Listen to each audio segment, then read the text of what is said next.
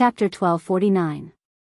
The moment the video was hung up, the picture on the screen paused for a moment and froze for less than a second. The image of Ji Wenjiang narrowing his eyes fell on the other end of the video. Meanwhile, on the screen, Ji Wenjiang also saw the smile of the graceful and majestic female chairman's lips curling upwards. This faint smile had a profound meaning, making it hard for others to decipher it. It was the confidence of victory, the mockery of disdain, and a trace of indifference as if everything was under control. Ji Wenjiang silently took the cigarette case, took out a cigarette, lit it, and smoked it. In his office in the hidden Dragon Sea, his desk was still close to the window. There was a strong wind in Yuzhou. The howling cold wind blew against the window lattice and made a whining sound. Outside the window, the fallen leaves were falling with the wind, wantonly depicting the harsh winter in the hidden Dragon Sea. Ji Wenjiang's slightly narrowed eyes were deep, but behind the deep eyes, there was a touch of helplessness and bitterness, as well as anger that was not too obvious but really existed. Bai Qingqian. This Bai Qingqian, the only female speaker at the provincial level in the entire Zhongzhou state, had begun to become more and more tough recently.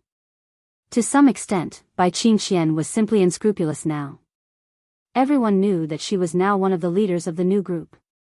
But after all, the election had not officially begun, which meant that Bai Qingqian could be said to be a member of the new group, but also a member of the giant group. The ambiguity of her identity and position did not put her in a passive position.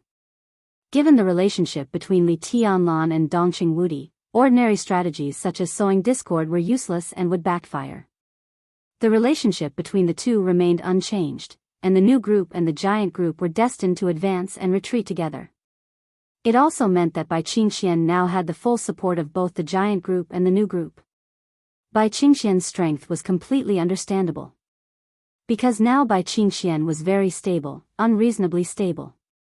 After the election, there were 9 directors and more than 20 members of parliament. Anyone could have an accident, but Bai Qingqian was the most stable. After the election, Bai Qingqian properly entered the cabinet and ranked third in the cabinet, second only to the 2 directors, the Prime Minister and the Deputy Prime Minister. Whether it was real power or influence, she would play an important role in the parliament. The new group was determined to win this position. Li Tianlan climbed to the top of the divine list at this time. Bai Qingqian's current position was almost uncontested except for herself. So now Bai Qingqian was in a state of having no desires at all. Bai Qingqian had criticized Hua Zhengyang. A few days ago, after the giant group expressed its concern about the problems in Liaodong, Bai Qingqian criticized some problems in Tianfu province. The speaker of Liaodong criticized the Tianfu province, which was a hot topic in Zhongzhou state in recent days. Everyone could feel Bai Qingqian's confidence. But it was not over. Ji Wenjiang did not expect that he would be forced into a corner by Bai Qingqian. The Liaodong wandering case had fallen into a stalemate. Ji Wenjiang personally went to Liaodong, but the case suddenly became a stalemate, which was a great irony. After Ji Wenjiang arrived in Liaodong and had a talk with Bai Qingqian, the task force, which had been investigating smoothly in Liaodong, suddenly encountered great resistance. The complexity of the case began to change. Many clues that had been locked down either disappeared or became a trap to mislead the task force. It seemed that the closing of the case was far away. This made the task force have a little doubt about Ji Wenjiang, but it was just a doubt. No one had expressed it yet. Ji Wenjiang naturally would not stay in Liaodong for long. He stayed there for 3 days and talked with Bai Qingqian several times. But Bai Qingqian's voice was very clear: stability, harmony, and unity. Ji Wenjiang could only fly back to Yuzhou. As soon as he came back, the person in charge of the task force began to call Ji Wenjiang to complain, saying that the task force was under unprecedented pressure in Liaodong. It was inevitable that there was some emotion and resentment in his words. No matter what the inside story was, at least the process was obvious. Before Ji Wenjiang went to Liaodong, the task force went smoothly. After Ji Wenjiang talked with Bai Qingqian, the task force began to hit a wall again and again. They were all experienced old inspectors. Naturally, they would not see anything from the surface, but the surface was also a clue. Although they did not suspect anything, at least they were now very curious about what Ji Wenjiang and Bai Qingxian had talked about. This curiosity was caught by Ji Wenjiang. Undoubtedly, Ji Wenjiang was a little annoyed and immediately had a video chat with Bai Qingxian. Bai Qingxian's attitude did not change at all. His attitude was extremely clear. He just wanted stability. Bai Qingxian very strongly expressed that she had the confidence to control Liaodong and hoped that the parliament would believe in her ability. He expressed full support for the work of the task force, but he also expressed that he did not want the task force to be used by people with ulterior motives. Bai Qingxian said that going to Liaodong was just an accident. The general situation in Liaodong was not as bad as she had imagined. She hoped that the parliament could trust Liaodong and the parliament of Liaodong. She hoped that in this sensitive period, the task force would respect the facts when investigating the case, and at the same time, they should know when to stop and not pester endlessly. The task force should be the task force of this case, not a group of fake inspectors with ulterior motives who wanted to see the world in chaos. If the previous words were said to be a strong chairman, then Bai Qingxian's last words were undoubtedly a naked mockery. Ji Wenjiang was so angry that he almost disregarded the consequences and directly talked to Bai Qingxian on the other side of the video chat. But in the end, he restrained his anger and barely found a way out. He said that he hoped that both sides would calm down and talk about it. Then he hung up the video chat. Bai Qingxian's attitude was completely beyond Ji Wenjiang's expectation. It was less than a week after the task force went to Liaodong and he went to Liaodong. But in this week, Bai Qingxian's attitude was completely like that of a different person. What did this mean? This was not only Bai Qingxian's attitude. To some extent, this was the change of the new group and the academics. To be exact, it should be the change between Li Huaqing and Li Tianlan.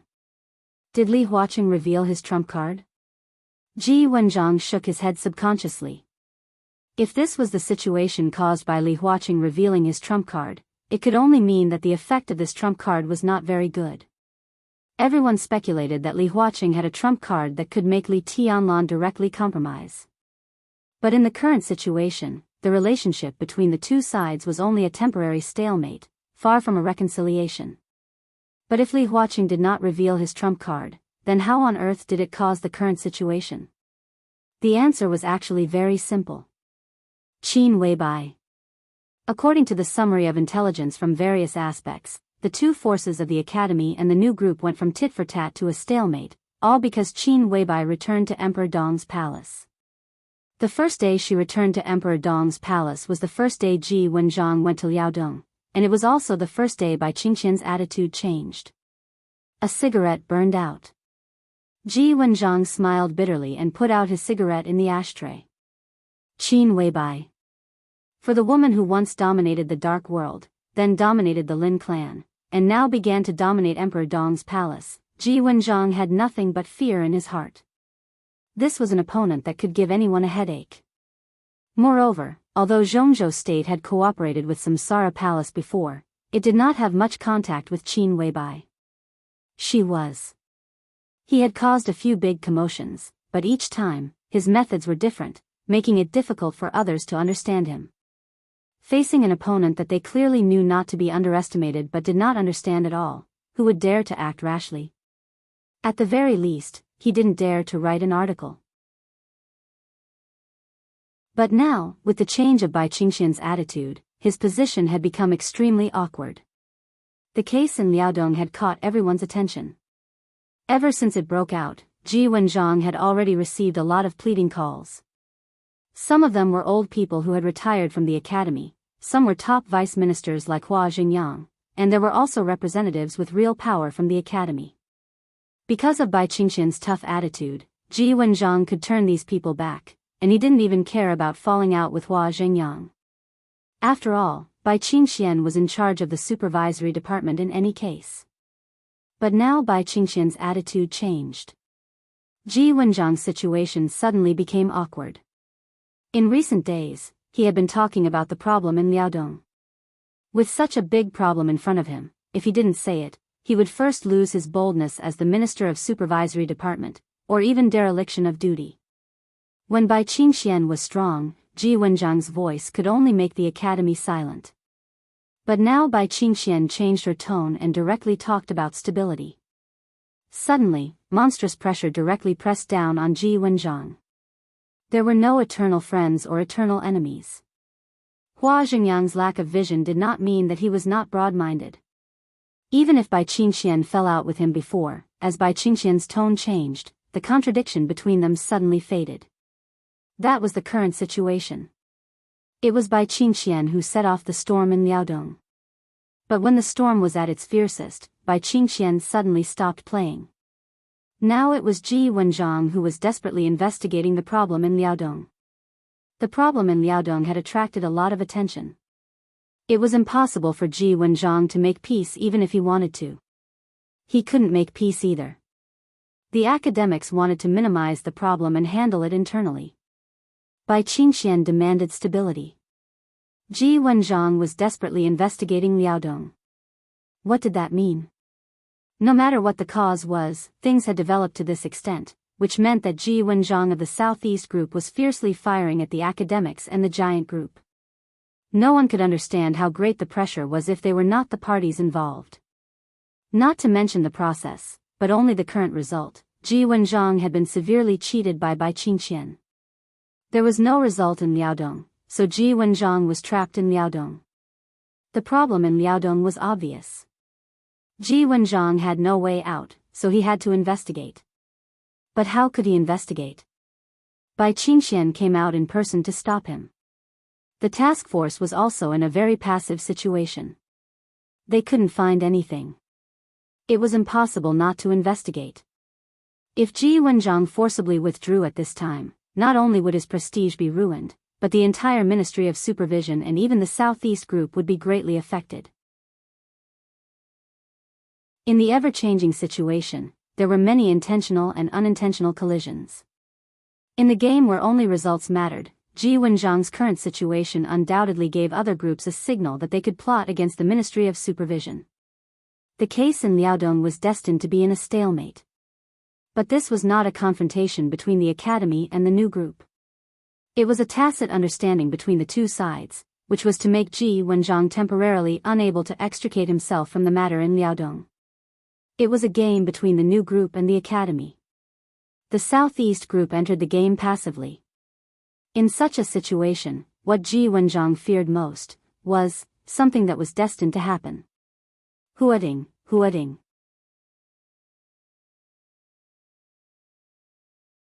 Chapter 1250. What would happen in Huading? Few people in Zhongzhou State knew about it now. To be exact, only Wang Xiaoyao and several high-level officials of the Southeast Group knew about the storm brewing in Huading at this time. But Ji Wenjiang had no doubt about the reaction speed of other groups. Once the incident in Huading broke out, everyone would react as soon as possible. Liaodong had now involved a lot of Ji Wenjiang's energy.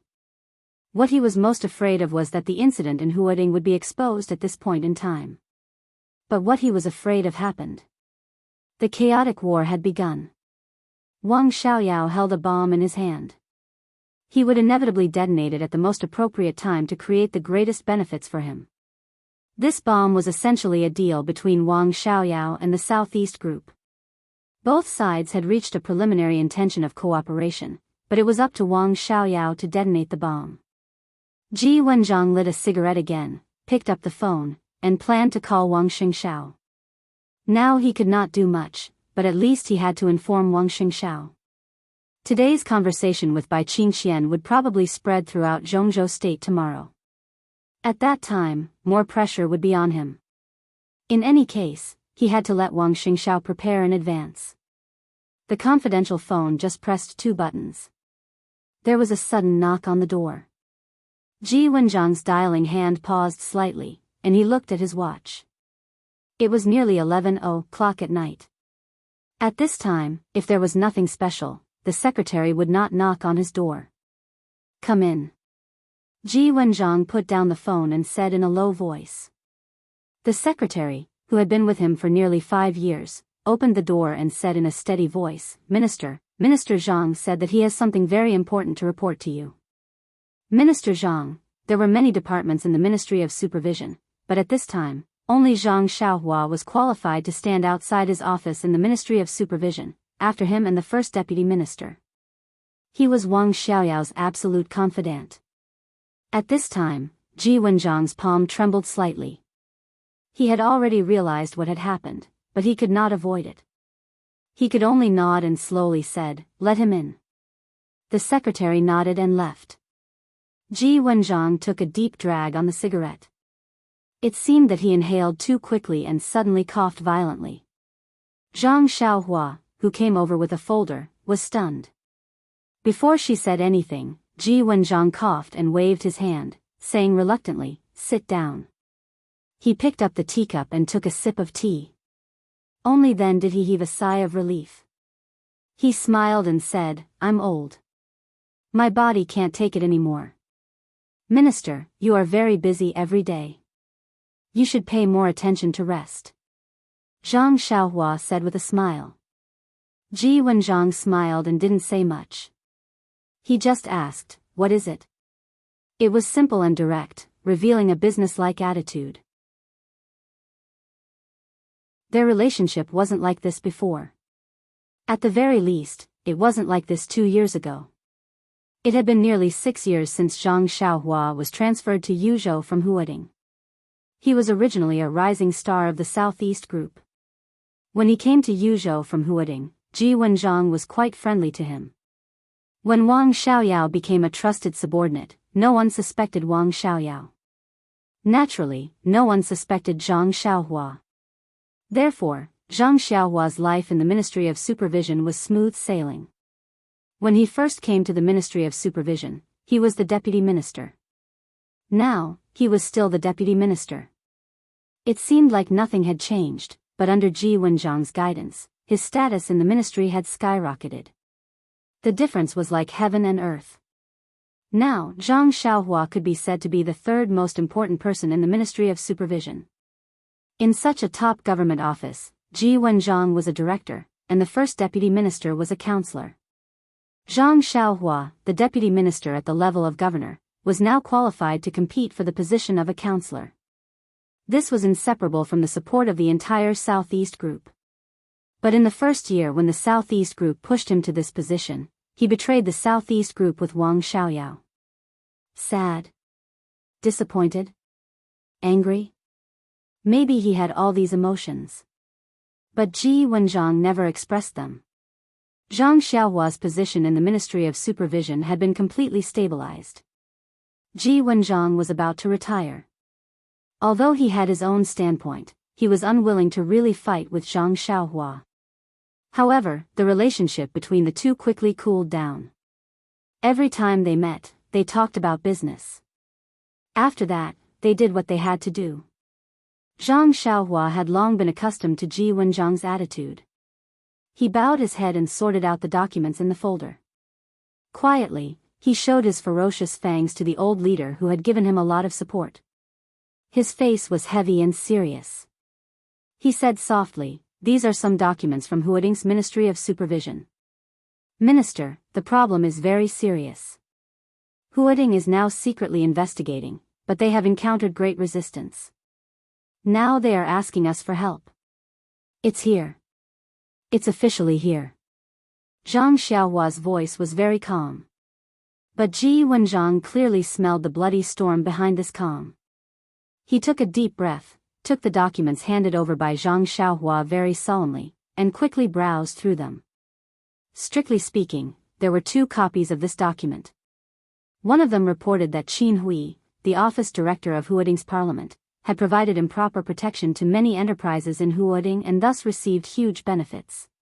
Obviously, this document was very detailed, and it was reported by many people with real names. The investigation was also very in-depth. The information showed that Qin Hui had 5 mansions in Huading, 2 villas, and 3 luxury apartments with an area of more than 500 square meters. Although his children were studying abroad, when they first came to Huading, they all drove luxury cars and lived a very luxurious life. In addition, Qin Hui also had a large number of shares in more than 20 companies in Huading, two of which were even listed companies. Of course, the name of the mansions, luxury cars, and shares were not written in Qin Hui's name, but the names of his relatives. The most outrageous was a company called Xinghua Real Estate. Its third largest shareholder was named Qin Ming, who was only 15 years old this year and was still in junior high school. Not to mention the shares of those companies, as the most prosperous international metropolis in Zhongzhou State, the housing price in Huading was completely expensive. Just the 5 mansions alone were worth more than 500 million Zhongzhou dollars. 500 million. In the entire Zhongzhou State, except for the governor and deputy governor of Beihai Province, how many people could take out 500 million in public? The office director of Huading's parliament. This sounded inconspicuous, but it was a real power. Qin Hui was a legitimate deputy governor, and also one of the 13 councillors of Huading. It could be said that he was the representative of Huading's speaker in Huading to the outside world, and the chief steward of the entire Huading. Comparing this position with this amount of money, it was a shocking impact. Ji Wenjiang glanced at the second document in a hurry. He didn't read the specific content of that document, but he saw the target of the report in the second document. Sun Chenggu. Well, if Qin Hui was the chief steward of Huading's speaker to the outside world, then Sun Chenggu was the chief steward of Huading's speaker to the inside world. He was the speaker's personal secretary. These two documents, these two knives, were completely aimed at the Prince Group. But what was this? Somewhat confused, Ji Wenjiang looked at Zhang Xiaohua. Zhang Xiaohua's face was calm and collected. Wang Xiaoyao stabbed the Prince Group in the back. No matter how the situation changed, now one thing was certain. The Prince Group had become Wang Qinglei's biggest reliance. At this time, Wang Xiaoyao stabbed the Prince Group in the back. What do you think? Ji Wenjiang suddenly asked while looking at the documents in silence. We still have to investigate it. Zhang Xiaohua said softly. Of course we have to investigate it. Ji Wenjiang forced a smile, and his face was a little pale. Tell me your specific thoughts. Things in Huading may be very complicated. What is said in the documents may not be all. Now is a critical period. It's better to find out the problems in Huading as soon as possible. Zhang Xiaohua smiled and said, I know Chu Jiangqiao very well. He is capable enough, but sometimes he is too meticulous. He is good at stabilizing the situation, but in the face of complex cases, it is inevitable that he will waste some time. Minister, we don't have so much time to waste now, and Chu Jiangqiao has been in Huading for too long. It is inevitable that he will fall into various circles and it will be difficult for him to exert his full strength. Zhang Xiaohua's voice paused, and she looked up at Ji Wenjiang. Ji Wenjiang nodded expressionlessly and said, Go on. Zhang Xiaohua smiled and said, So my suggestion is that at this time, Chu Jiangqiao should be transferred away from Huading. Jiangqiao is a talent. It is very good to put him in a stable environment and play a deterrent role. I think it is very good to let him go to Wuyue. As for Huading, we need to transfer a tough character who really dares to fight there. Minister, didn't you plan to let Lu Xiangyang go to Wuyue in the meeting a few days ago? It's completely unnecessary. I think it will be bad if Lu Xiangyang goes to Wuyue. Wuyue has been relatively stable in recent years. There may be some small problems, but we should believe in Speaker Qinglei's ability. At this time, I think it is the best choice to let Lu Xiangyang go to Huading. Zhang Xiaohua said slowly. Ji Wenjiang took a deep look at Zhang Xiaohua and instantly understood what she meant. Transfer Chu Jiangqiao out and Lu Xiangyang there. On the surface, it was the Southeast group that was attacking the Prince group.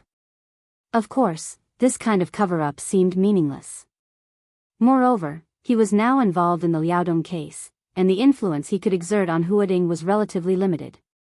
Therefore, this case was really in the hands of Wang Xiaoyao. As for how to develop, Lu Xiangyang, who had just arrived, could not beat Wang Xiaoyao. Only Wang Xiaoyao had the final say. And Lu Xiangyang was just a shield pushed out by Wang Xiaoyao. Similarly, with this shield, Wang Xiaoyao could do a lot of things. Once the case in Huading broke out, Wang Xiaoyao, who held the case, would have the bargaining chip with all parties. At that time, not only Wang Xiaoyao, but also Wang Qinglei might occupy a great dominant position, and even have the possibility to get out of this mess. At this time, Wang Xiaoyao released the case in Huading, which was tantamount to single-handedly provoking the chaos that had already begun. Next, it should be time for all the big groups to show their abilities.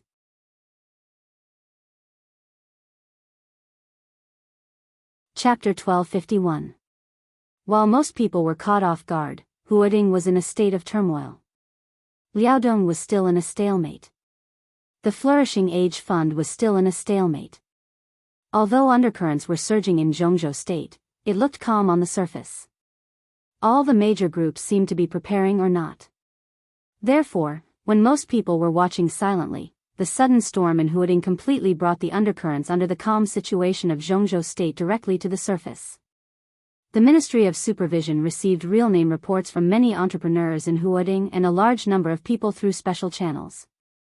They reported that Qin Hui, the director at the bottom of Huading, provided improper protection for many enterprises, participated in unfair competition, and received huge benefits.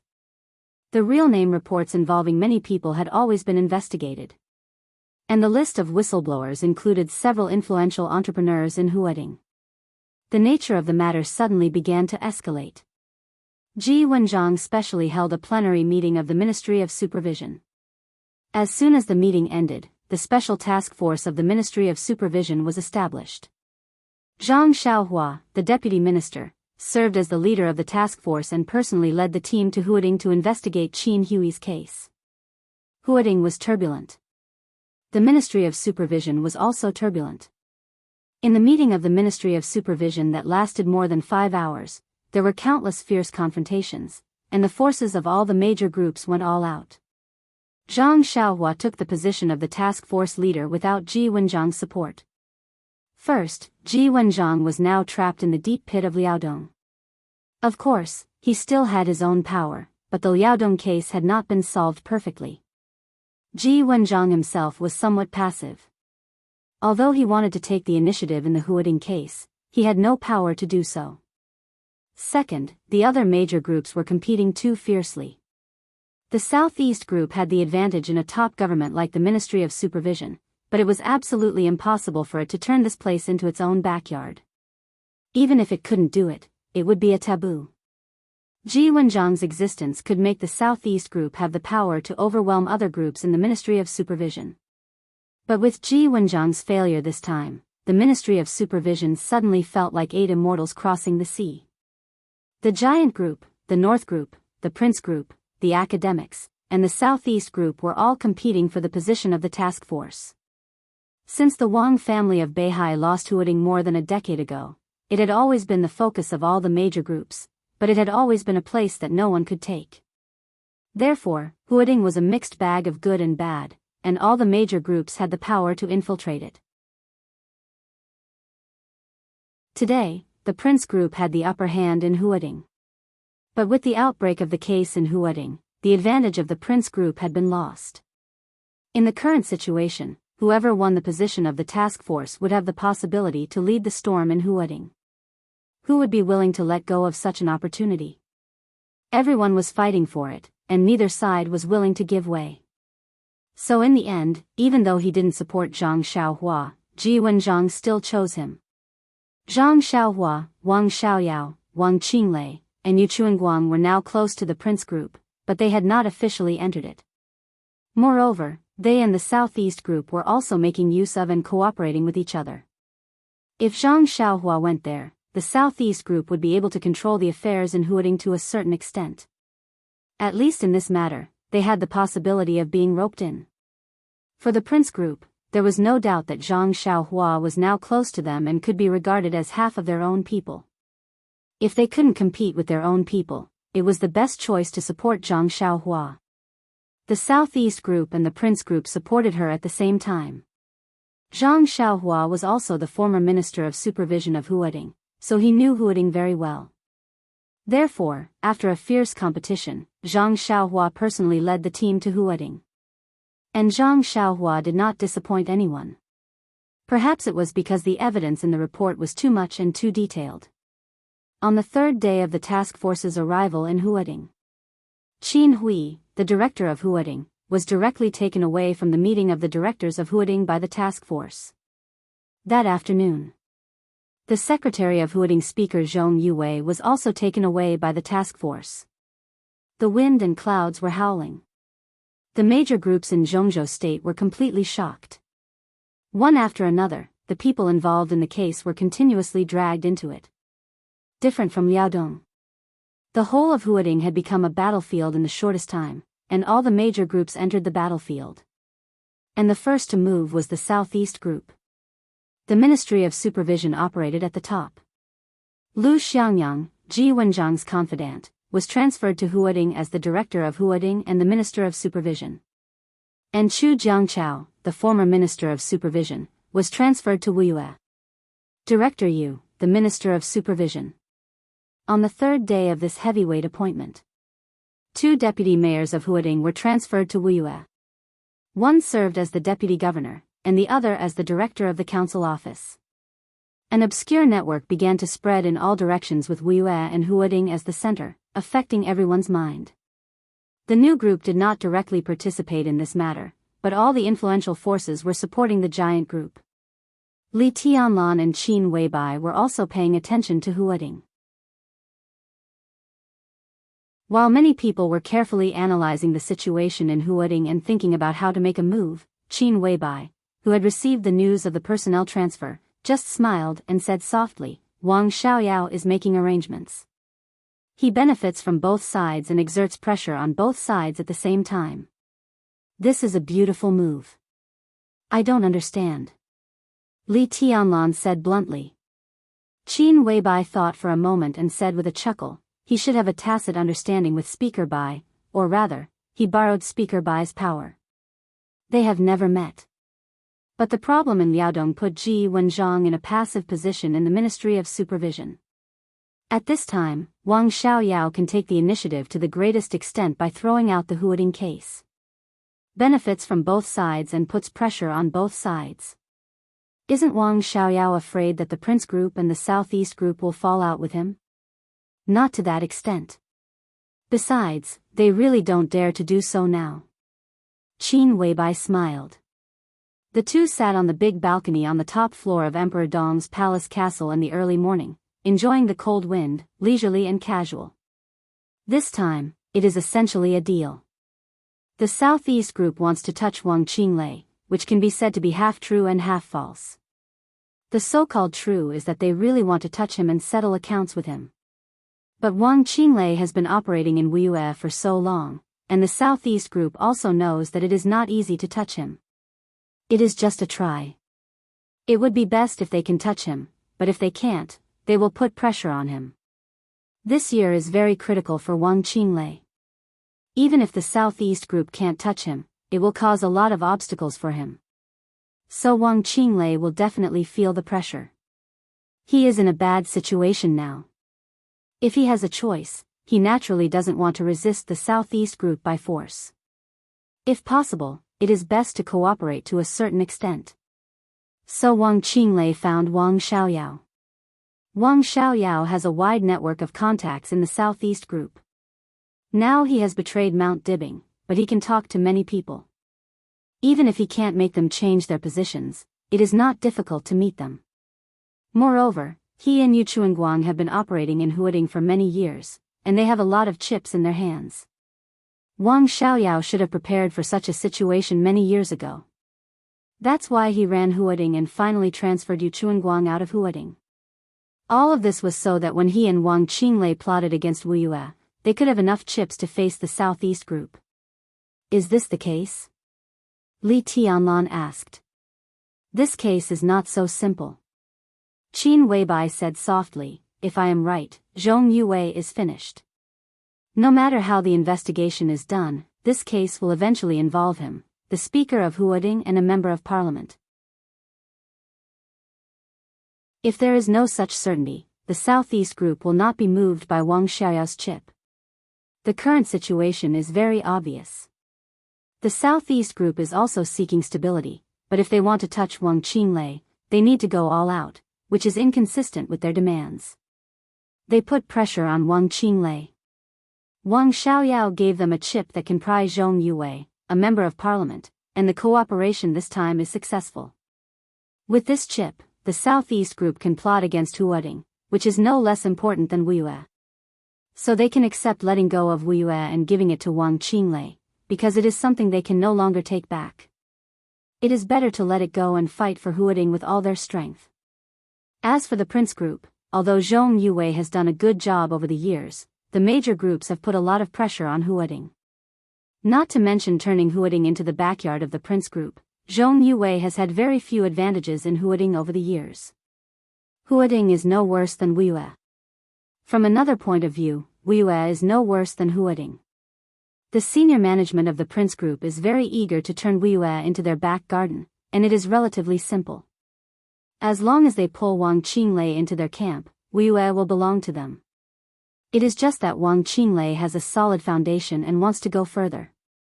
Now, there are many people in the Prince group who support Wang Qinglei, and there are also many people who oppose him.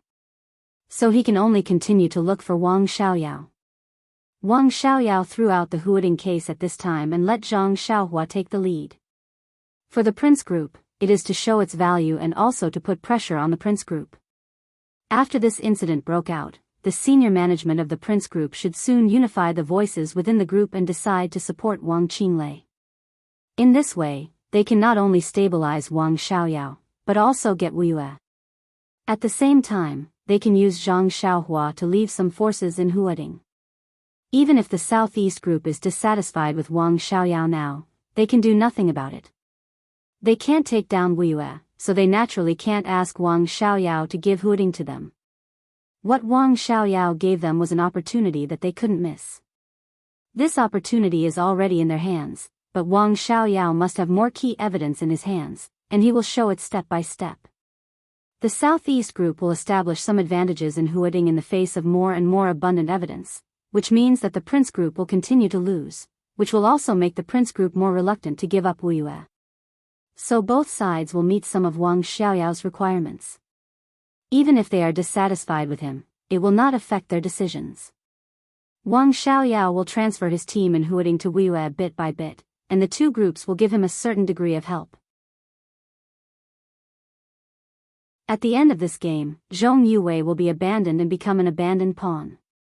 The two groups will suffer heavy losses, but they will also gain a lot. The Prince group will give up Huading, which is difficult for them to control, and get Wuyue. The Southeast group will give up Wuyue, which they can't get back at all, and get Huading. Wang Xiaoyao and Wang Qinglei, who are sandwiched in the middle, can also get what they want. This is the balance. Both of them get something, and neither of them will win or lose. As for the other groups, they will not be willing to let the Crown Prince and the Southeast group make such a deal. They all have their own designs on Huading, so they will enter one after another. It is a chaotic battle, so the current situation in Huading is very complicated. Li Tianlan listened carefully and thought about it for a long time. Then he said softly, "What's all this nonsense? This is wisdom," Qin Weibai said softly. It is different from standing and fighting. The latter is to kill the enemy to the maximum extent to win, while the former, no matter how you fight, you will not be swayed by emotion. The premise of fighting is what you get and what you can keep. Standing and fighting has the nature of extinction. On this battlefield, the fighting is dazzling, but most of the time, it is actually seeking peace, stability, and balance. I know how to play. I'm an expert. Li Tianlan nodded and then shook his head. I can't afford to play. I don't know how to play. He picked up the cup with a smile and took a sip. Looking at the calm lake in the distance, he asked, "What should we do next?" "Just wait patiently," Qin Weibai said softly. Now the major groups have just made their moves, and the situation is still chaotic. We can't get Huading, and the giant group can't get it either.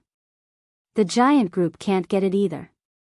They can only get some partial benefits, so it's best to wait and see now. The matter in Liaodong is still involved, and others will not think that we did not enter the battlefield, so there is no possibility of them joining forces against us. When the situation in Huading becomes clearer, we can know what to do. Qin Weibai's red lips gently bit the straw in the cup. But the outcome of Huading, if analyzed in depth, will probably be the outcome of this election. Huading will also be the focus of this election. Huading was the focus of this election. Such a script had actually happened once more than a decade ago. It was also in Huading that time. Before the election, the Southeast Group lost Wuyu. This was the heaviest loss suffered by the Southeast Group after the collapse of the Li family. And this time, it was in Huading again. Qin Weibai's eyes turned, and no one knew what she was thinking. We still have to wait. Li Tianlan shook his head, feeling a little helpless. He was really bored now. Don't worry. Qin Weibai chuckled. Huading is already in chaos. All the major groups have begun to enter the battlefield, and each other's energy is involved. Such a situation is good for us. Li Huaqing should also make up his mind. In 3 days at most, he will definitely take the initiative to talk to you. Why are you so sure? Li Tianlan was a little curious. Because something will happen in Yuzhou. Qin Weibai looked at Li Tianlan and said softly. Her eyes were full of affection, but behind the affection, there was a touch of sadness.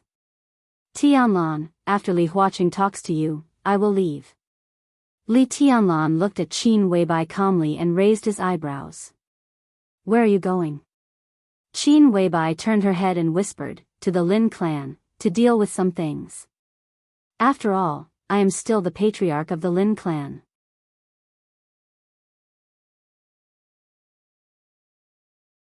Chapter 1252.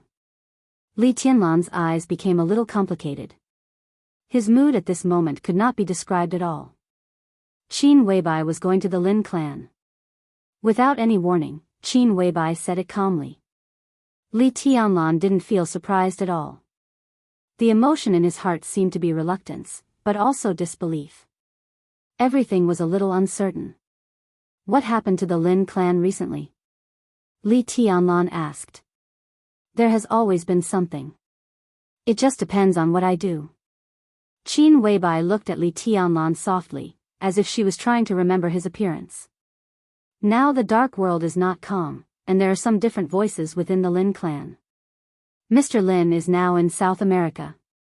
The branch in South America wants to expand.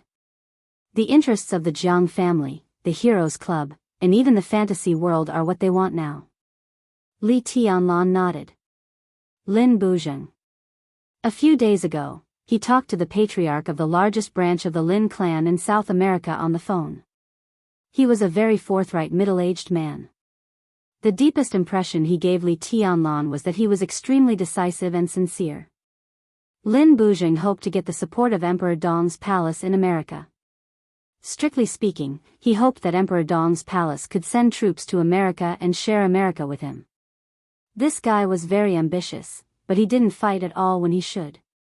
He handed over some core information and even core industries of the Jiang family to Li Tianlan without hesitation. Lin Buzheng made it very clear on the phone that he would fully support Emperor Dong's palace's expansion in America.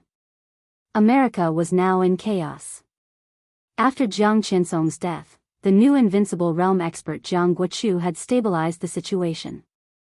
But on the night of the final battle in Beihai, Jiang Guochu died on Mount Dibing.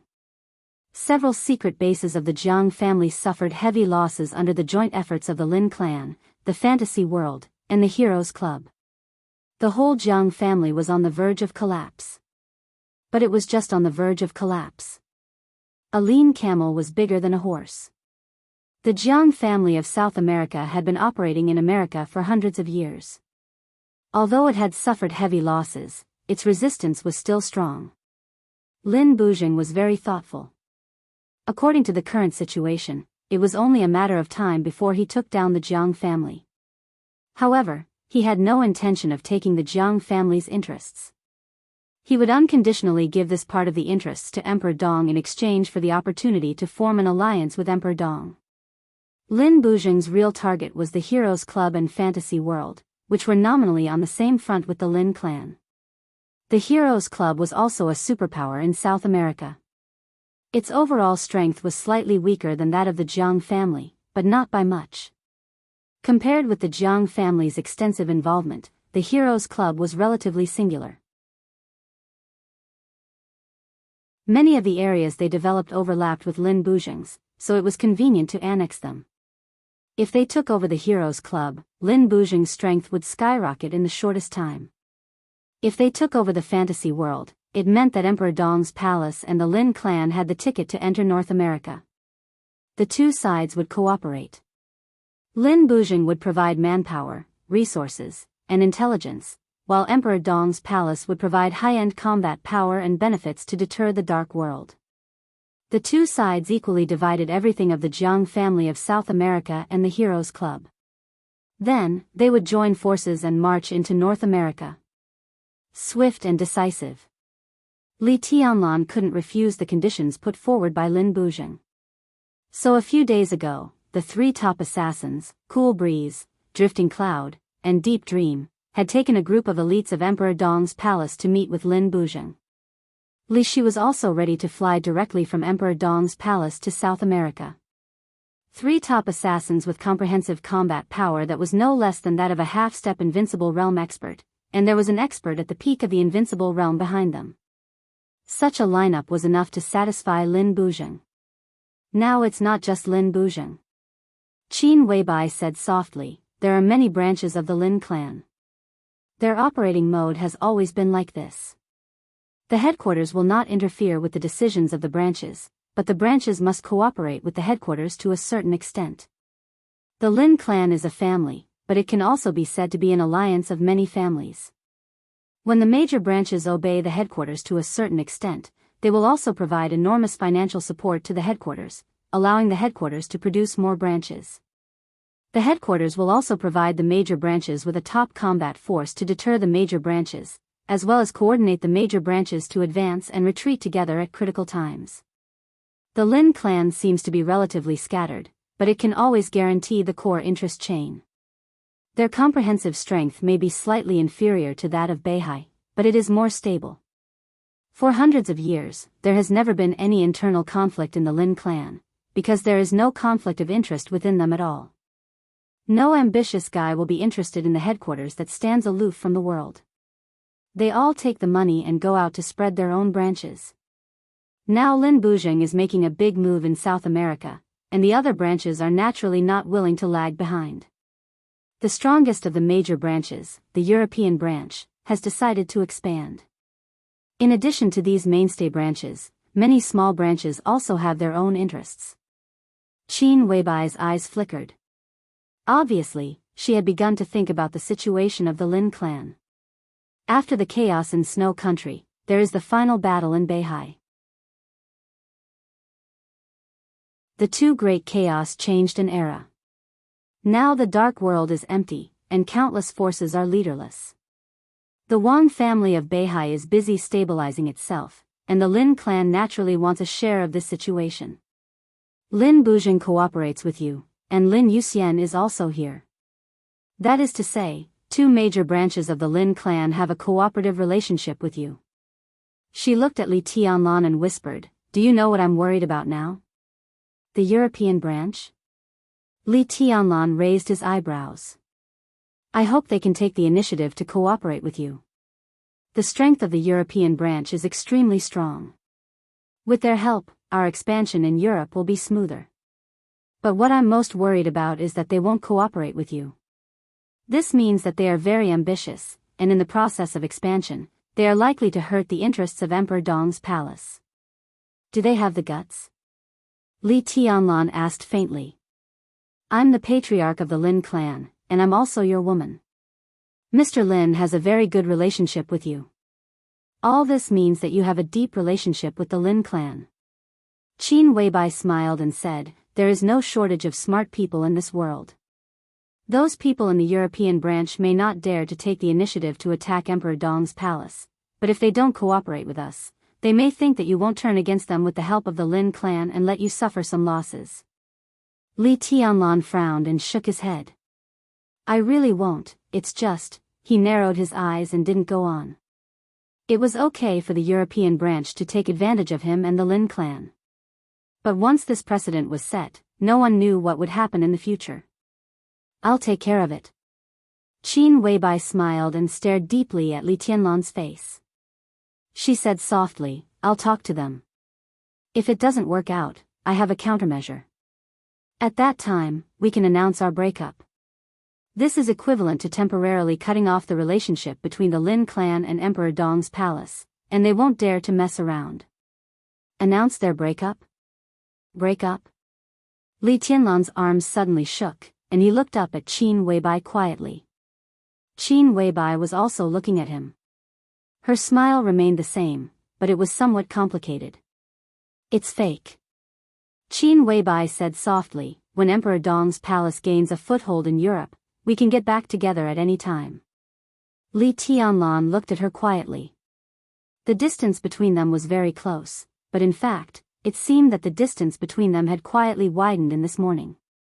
Li Tianlan said with a poker face, is this your way of dealing with it? This sounded like a helpless solution, and it could indeed make the Lin clan's European branch have a lot of scruples when they insisted on doing things their own way. But who was Qin Weibai? Li Tianlan never doubted Qin Weibai's means. The whole dark world would not doubt it. As long as Qin Weibai wanted to, she had plenty of ways to persuade the Lin clan's European branch. There was no need to pretend to break up, which seemed to be a helpless move. In other words, if things really came to this point, then their breakup was not a helpless move. Then what was it? Are you angry? Qin Weibai said cautiously, if you don't like this method, you can change it. Li Tianlan was a little upset. He looked at Qin Weibai, bowed his head, and drank some water without saying anything. Qin Weibai also fell silent. Once again, there was a touch of awkwardness between them that had never existed before. Li Tianlan frowned slightly, and his eyes were a little dazed.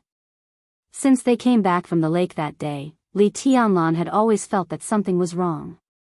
But Li Tianlan couldn't tell what was wrong with him. The Qin Weibai in front of him was Qin Weibai. Li Tianlan could be sure of this. But this Qin Weibai, for some reason, always had some conflicts with the Qin Weibai in his heart. But in fact, there was no difference between them. Li Tianlan doted on her, loved her, and even relied on her. But when he was with her, this kind of feeling always created a barrier between him and Qin Weibai. This kind of feeling seemed to have always existed, but Li Tianlan didn't notice it at all. It was like this kind of feeling, which should have been natural, was always a little inappropriate for Qin Weibai. Or in other words, it should not be on her. All his feelings should be on another person. But the Qin Weibai in front of him was indeed Qin Weibai. During the days when they were together, no one knew what the other was thinking. Qin Weibai proposed to leave Emperor Dong's palace and even pretended to break up. This made Li Tianlan more and more confused. He didn't know what was going on with these actions, but it always gave Li Tianlan a very bad feeling. Tianlan, Qin Weibai suddenly called out. Li Tianlan looked at her. It's time to talk to Li Guangtu. Qin Weibai lowered her head and whispered, you haven't talked to him since you caught him, have you? You've been ignoring him. Now it's almost time. Li Huaqing will come to you soon. How to deal with Li Guangtu should be decided. Li Tianlan nodded thoughtfully and suddenly said, what do you suggest? Qin Weibai smiled softly and said, this is the internal affairs of the Li family. I don't know, so you can only make the decision.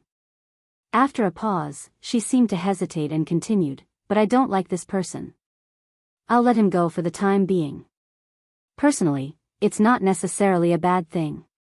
Li Tianlan took a deep look at her. Both of them knew what it meant to let Li Guangtu go at this time. It didn't mean that Li Tianlan and Emperor Dong's palace would have one more enemy in the future. It meant that as long as Li Guangtu was let go, Li Guangtu would definitely go against Li Tianlan. It also meant, Li Guangtu would die. This was Qin Weibai's attitude.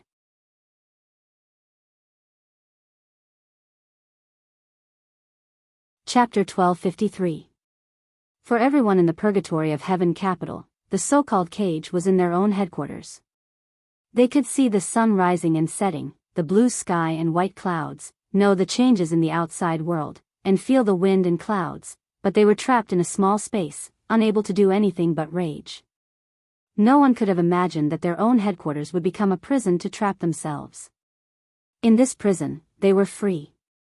They could choose to eat, have all kinds of entertainment, and pay attention to the outside world. But they just couldn't leave the headquarters. Their ambitions, their dreams, their expectations of what to do, what to change, what to get, they could only think about it. They couldn't do anything. Such a ridiculous and fantastical thing had actually happened just like that. The headquarters of the purgatory of heaven capital became a prison. Li Kuangtu, the dominator of the purgatory of heaven capital, was captured by Li Tianlan. The purgatory of heaven capital, which still had the foundation of a superpower and seemed to be elite and powerful, lost its right to speak in the dark world in an incredible way. The people in the purgatory of heaven capital began to panic and wander. It started before the final battle in Beihai. Until now. It had been more than 2 months. Some people entered the purgatory of heaven capital, but no one came out. The atmosphere in the headquarters became more and more weird. All kinds of quarrels and contradictions began to escalate, and the cohesion that they were proud of began to gradually disperse.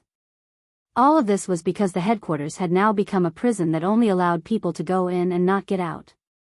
The headquarters of the purgatory of heaven capital was not besieged by thousands of troops and horses, not locked by various high-tech weapons, and not forbearance under the general trend. It was a streak of sword energy. It was just a streak of sword energy. It came from the young Dong Huang. For dozens of days, the streak of sword energy had been surrounding the headquarters of the purgatory of heaven capital, never dissipating, never weakening. It was fierce and light, sealing every expert who wanted to leave the headquarters of the purgatory of heaven capital. Apart from Li Kuangtu, the only invincible realm expert in the purgatory of heaven capital, Daybreak, had stabilized his realm. These days, he had been trying to break the blockade. Daybreak admitted that he was no match for Li Tianlan, but he always felt that he could not even defeat a streak of sword energy. But it turned out that he really couldn't. The first time he entered the domain of sword energy, Daybreak struggled to walk 4 steps in it, and then he was seriously injured. 2 months later, he recovered from his serious injuries and once again faced the sword chi cage. However, he only managed to take 4 steps inside before he was heavily injured again. From the beginning to the present, the sword energy showed no sign of weakening. It was endless. Fire-flaming realm martial artists would die if they touched it. The peak of the thunder-shocking realm martial artists could struggle for a while. As for Daybreak, as an invincible realm martial artist, he only had 4 steps to move. Daybreak was very sure that with his current strength, 4 steps was his limit. The moment he took the 5th step, he would perish in the sword chi. The climate of the headquarters of the purgatory of heaven capital was warm and sunny. The sword energy floated invisibly outside the headquarters, occasionally reflecting a colorful light under the sun. But the headquarters of the purgatory of heaven capital was getting more and more depressed. It was a state of gradually losing hope and becoming numb. Everyone's heart seemed to be falling along with the trend of the fall, constantly degenerating under the general trend. Daybreak stood quietly in front of the gate of the headquarters, looking at the same sunshine inside and outside the headquarters with a blank look. After Li Tianlan's sword energy blocked the headquarters of the purgatory of heaven capital, it became the place where Daybreak stayed most often. The sword energy began to spread to the entire headquarters from this place, like a cage, completely enveloping the headquarters. After that, Li Tianlan never came to the purgatory of heaven capital again, but the sword energy he left had never dissipated. What Daybreak had been studying was this sword chi. This sword strike, not to mention its power, was undoubtedly the peak of the dark world. If he could study it thoroughly, his realm could definitely directly rush to the peak of the invincible realm, and the embarrassing situation of the purgatory of heaven capital would completely disappear. So day and night, eating and sleeping, most of the time, he was here. He was also here during the period of 2 tests and 2 serious injuries. More than 2 months. The invisible sword energy that ordinary people couldn't see at all had become clear in his eyes. The sword energy was like a dragon, constantly rotating around the headquarters. Wisps of sword energy continued to gather and overlap, but they did not disappear. Instead, they formed an extremely delicate cycle. Daybreak could see this sword energy. But he could only see it. He didn't gain anything from this sword energy. What he could feel was the purity of this sword energy. It was extremely pure. The sword light was restrained, and there was even no sword intent. Maybe there was. But Daybreak couldn't see it at all. What was in front of him was just a pure sword energy that he couldn't see through at all. Daybreak just watched it silently. Time passed. Day after day. His mentality was still stable, but as time went by, his heart inevitably changed a little. It was uncertainty and confusion about the future. After Li Guangtu was taken into Emperor Dong's palace, there was no more news. Daybreak didn't know how Li Guangtu was. The uneasiness and restlessness of the entire purgatory of Heaven capital became more and more intense because of this news. He didn't know if Li Guangtu could walk out of Emperor Dong's palace, or if they could walk out of the purgatory of Heaven capital. He didn't know when the pure sword energy in front of him would disappear. Maybe it would disappear one day. But how long would that be? 1 year, 2 years, or even longer? If the overall situation of Zhongzhou state and the dark world was settled, what was the point of them going out? Could they really go out? When everything was settled, maybe this sword light would become a real killing sword. Once the constantly circling sword energy shrank inward, no one in the entire purgatory of Heaven capital could stop it. It shrank in all directions from the ground to thousands of meters in the air. All the people in the purgatory of Heaven capital, all the buildings, all the flowers and plants, and even every grain of dust, would be completely shattered by this sword energy. There would be no trace of their existence. In the blink of an eye, everything would be gone. Under this sword energy. Under such a prospect. Daybreak really didn't know what to do. Bewilderment and powerlessness repeatedly attacked his heart, almost breaking his reason. Light footsteps sounded from behind him. The confusion in Daybreak's eyes quickly disappeared, and he slowly turned around. Dawn walked over slowly with a lunchbox in his hand. He also held a bottle of Wuliangya in his hand. "Do you want to drink some?" Dawn asked. "Forget it." Daybreak took the lunchbox and shook his head. "I'm not in the mood." In the lunchbox, there was steamed rice with fragrant grains, 6 dishes, and 1 cold dish. There were 3 meat dishes and 2 vegetables, which looked, smelled, and looked good. The amount was enough. Daybreak ate silently with the dishes in his hand. The rice tastes different this time. The top-grade fragrant rice next door. Dawn paused and said self-deprecatingly, "It was sent by Emperor Dong's palace." The corner of Daybreak's mouth twitched.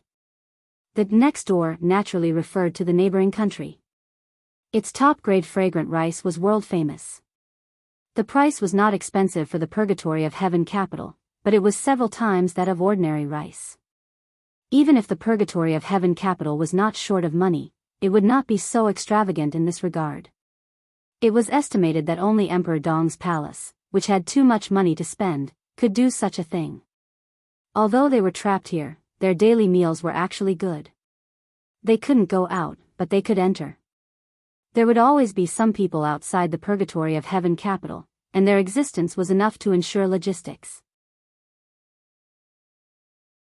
Li Tianlan didn't know whether he didn't know or he didn't think much about it. On the 3rd day after he left the purgatory of Heaven capital, a group of logistics teams came to Emperor Dong's palace. They were well prepared with all kinds of daily necessities, toothbrushes, toothpaste, rice, shower gel, and shampoo, and all of them were the best brands. The rice now was sent by Emperor Dong's palace. "What's this?" Daybreak smiled bitterly and shook his head. "Yeah, what's this?" Dawn murmured to himself. He had heard these words from many people. Li Tianlan blocked the purgatory of Heaven capital, and his attitude was clear but unclear. At least until now, Li Tianlan might fight with Li Guangtu to the death, but he really didn't regard the Purgatory of Heaven capital as an enemy. There were too many veterans who were loyal to the Li family here, and too many elites who were in a dilemma between Li Tianlan and Li Guangtu. The two generations of heirs of the Li family might be hostile, but between Emperor Dong's palace and the Purgatory of Heaven capital, there was bound to be endless and chaotic fetters. Li Tianlan locked them up, but he never killed anyone from the Purgatory of Heaven capital. He couldn't kill them because they were not enemies. He trapped them because he didn't want them to become enemies of Emperor Dong's palace. The batches of logistic supplies and food sent by Emperor Dong's palace all represented Li Tianlan's sincerity. How did the people of the Purgatory of Heaven capital feel when they ate the rice sent by Emperor Dong's palace and received the daily necessities sent by Emperor Dong's palace? Top fragrant rice that could be exchanged for dozens of caddies of ordinary rice, toothpaste and toothbrushes imported from abroad, a large number of Zhongzhou State's top cigarettes and wine, Zhonghua Suyan, Maotai, and Wulianya, were moved over, and even the towels and bath towels were King Hermes. What was this? Was it taunting, showing off, or swaggering? None of them. Every veteran of the Li family knew it was none of them. It was not taunting them for making a wrong choice or showing off that Emperor Dong's palace was as rich as a country. Everyone, including Dawn and Daybreak, knew it. None of them. This was the promise of that child. The child that many of them knew, the child that many of them had watched grow up, the child who used to live in a shabby camp on the border of Zhongzhou State, the child who had no enough to eat, no tobacco, no wine, no vegetables, and was miserable but always wanted to make the Li family rise again. He said that he would let the people of the Li family live the best life. They were from the Li family. There were people from the Li family in the Purgatory of Heaven capital and Emperor Dong's palace. These large batches of almost ostentatious and extravagant materials entered the headquarters of the Purgatory of Heaven capital. They were all Li Tianlan's promises. They stood on Li Guangtu's side. Some of them were no longer Li Tianlan's elders or friends, nor were they Li Tianlan's enemies. But in Li Tianlan's eyes, they were all from the Li family. It was not indecisiveness or anything else. As long as they were from the Li family, in Li Tianlan's heart, they deserved to be forgiven. Daybreak and Dawn both fell silent. The two squatted at the gate of the Purgatory of Heaven capital and finished the food in front of them in silence. Dawn packed up his things, sat on the ground without a care for his image, and handed Daybreak a special supply Zhongzhou State cigarette. Do you want to try the cigar? It's the top product in America. I tried it. It's not bad, but I'm not used to it. Dawn asked. Daybreak shook his head, lit the cigarette, and gave a wry smile. Now we're a little messy internally. Dawn whispered, Hua Zhang has been very angry recently. Yesterday, he almost fought with Tong Ming. Just now when I got the food, I talked back to him, and we parted on bad terms. When he spoke, his voice was very calm, but there was a touch of melancholy in his eyes that couldn't be concealed. In terms of blood relationship, Li Huazhang was Li Guangtu's cousin. Li Tianlan had been calling him uncle since he was a child. About 10 years ago, he went to East Island to join the Purgatory of Heaven capital. Compared with some veterans, Li Huazhang was one of the few surviving members of the Li family after the collapse. He was at the peak of the thunder-shocking realm and was now the backbone of the Purgatory of Heaven capital. However, Li Huazhang and Li Guangtu didn't have a good relationship. He had been supporting Li Tianlan before. Although he was here, he was thinking about Emperor Dong's palace. Recently, Li Huazhang had been getting angrier and angrier, and he even directly fought with people some time ago. It's not just Huazhang who is getting angrier and angrier, right? Daybreak smiled. The corner of Dawn's mouth moved. He wanted to say something but stopped on second thought, and finally kept silent.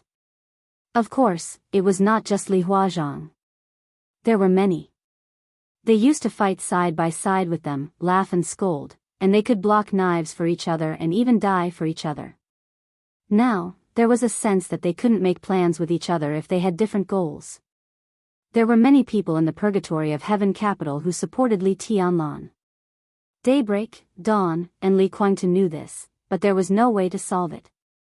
The relationship between the Purgatory of Heaven capital and Emperor Dong's palace was complicated.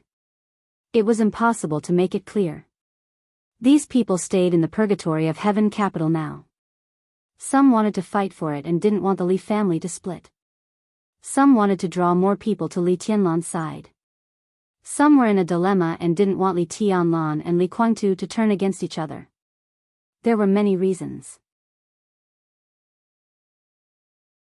After Li Tianlan appeared in the Purgatory of Heaven capital and blocked it, these people were the calmest and even the happiest.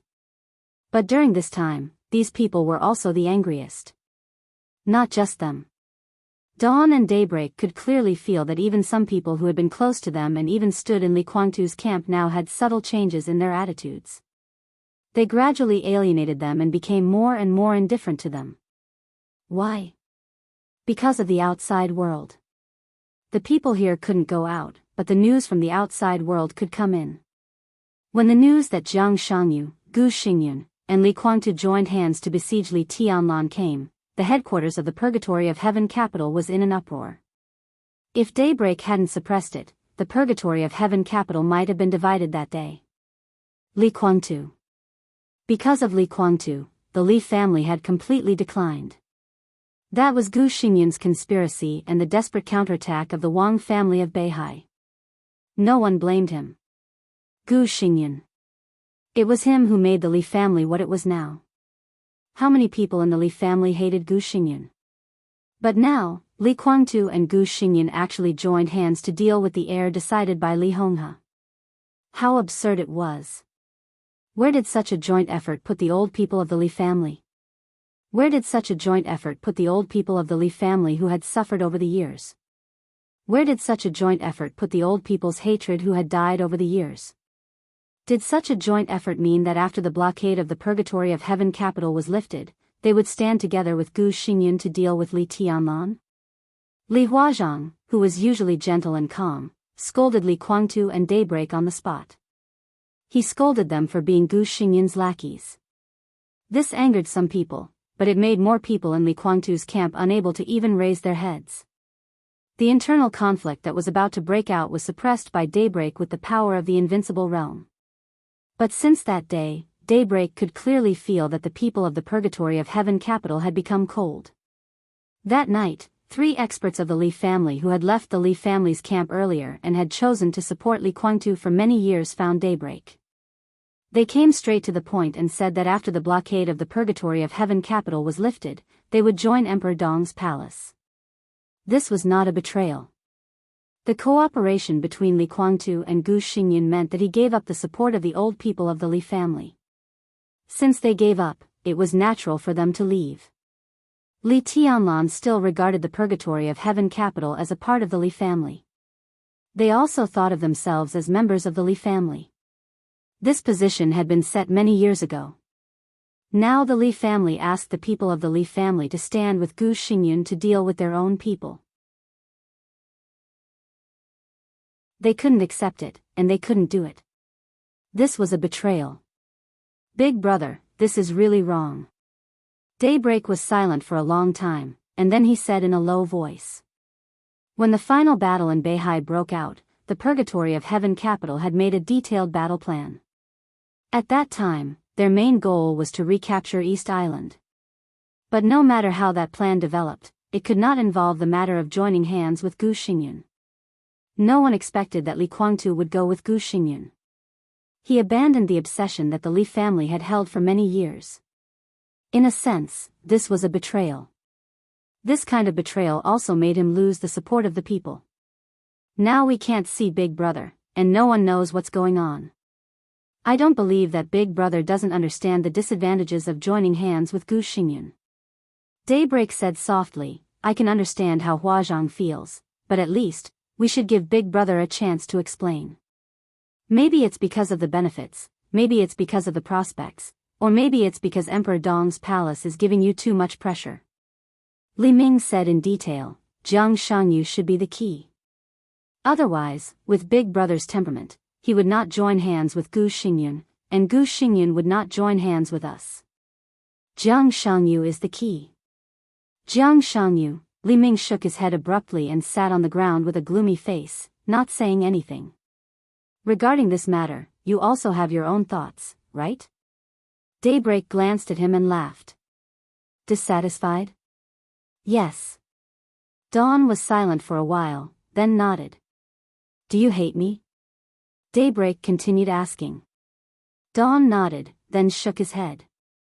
I hate Gu Xingyan. Then what do you think of this? Daybreak asked, looking into Dawn's eyes. Li Ming was in a trance. After a long time, he lit a cigarette, took a deep breath, and said softly, I won't join hands with Gu Xingyan, but I will support my elder brother. That's a good sentence. He didn't let down the Li family or his position. But, do you still have a chance to support him? A calm and indifferent voice sounded abruptly.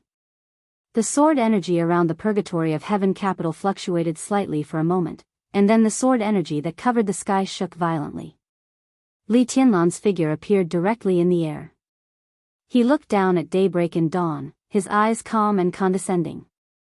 The entire purgatory of heaven capital was completely alarmed in an instant. In the purgatory of heaven capital, experts walked out of their rooms one after another and quickly gathered toward the gate. Everyone looked at Li Tianlan with extremely complicated eyes. The eyes of Daybreak and Dawn were more complicated. Especially Daybreak. He couldn't help but think of the first time he met Li Tianlan in East Island. At that time, if he hadn't taken action, would the current situation be different? But how could he not have taken action? Daybreak looked at him silently. After a long time, he said hoarsely, What did you do to His Highness? Li Tianlan glanced at him, then at the crowd gradually gathering in the purgatory of heaven capital, and said blandly, I killed him. Daybreak's body shook violently, and his face completely changed. What did you say? Li Guangtu is dead. Li Tianlan said blandly.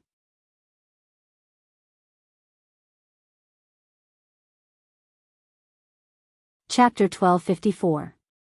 After the bolt from the blue, there was an indescribable silence. Behind Daybreak and Dawn. At the forefront of the crowd, the beautiful phoenix suddenly shook her body.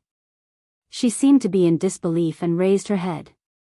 She stared blankly at Li Tianlan standing in the air. Everyone's expression was dead silent. Li Guangtu. Li Guangtu, who had been able to suppress the Wang family of Beihai many years ago. Li Guangtu, whose scheming and personal strength had caused uneasiness in the entire Zhongzhou state.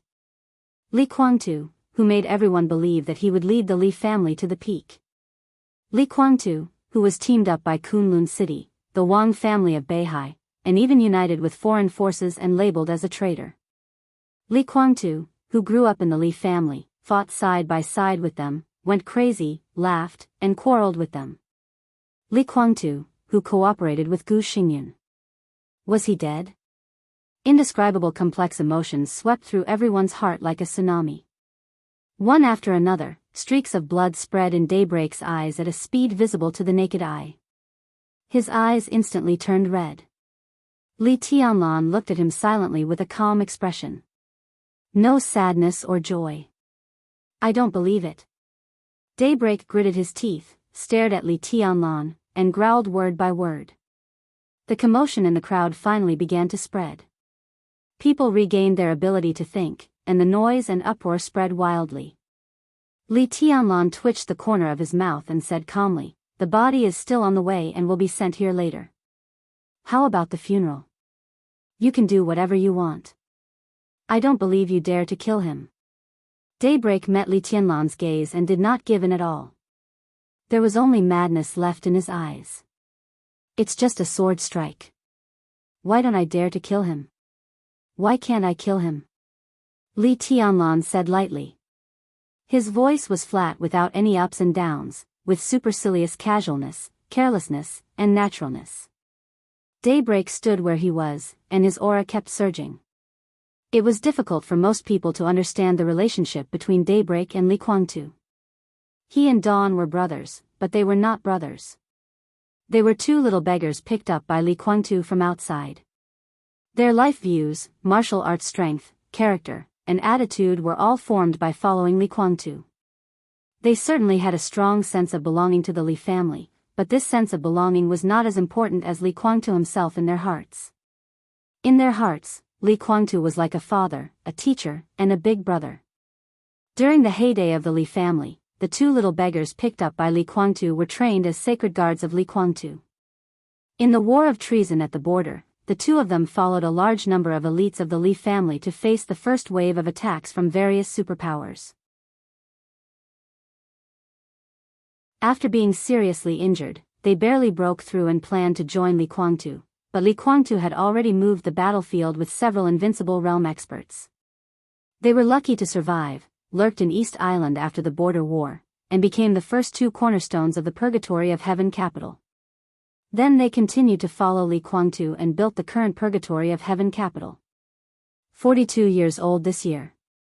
Except for the first few years when Li Kuangtu didn't bring them back to the Li family, he and Daybreak had been with Li Kuangtu all their lives and had never left. Li Kuangtu was at the forefront of the battle. Li Kuangtu was at the back to develop his forces. Whether he showed up or not, Daybreak and Li Ming knew that Li Kuangtu was still there. As long as he was there, the two little beggars he picked up dared to face all challenges.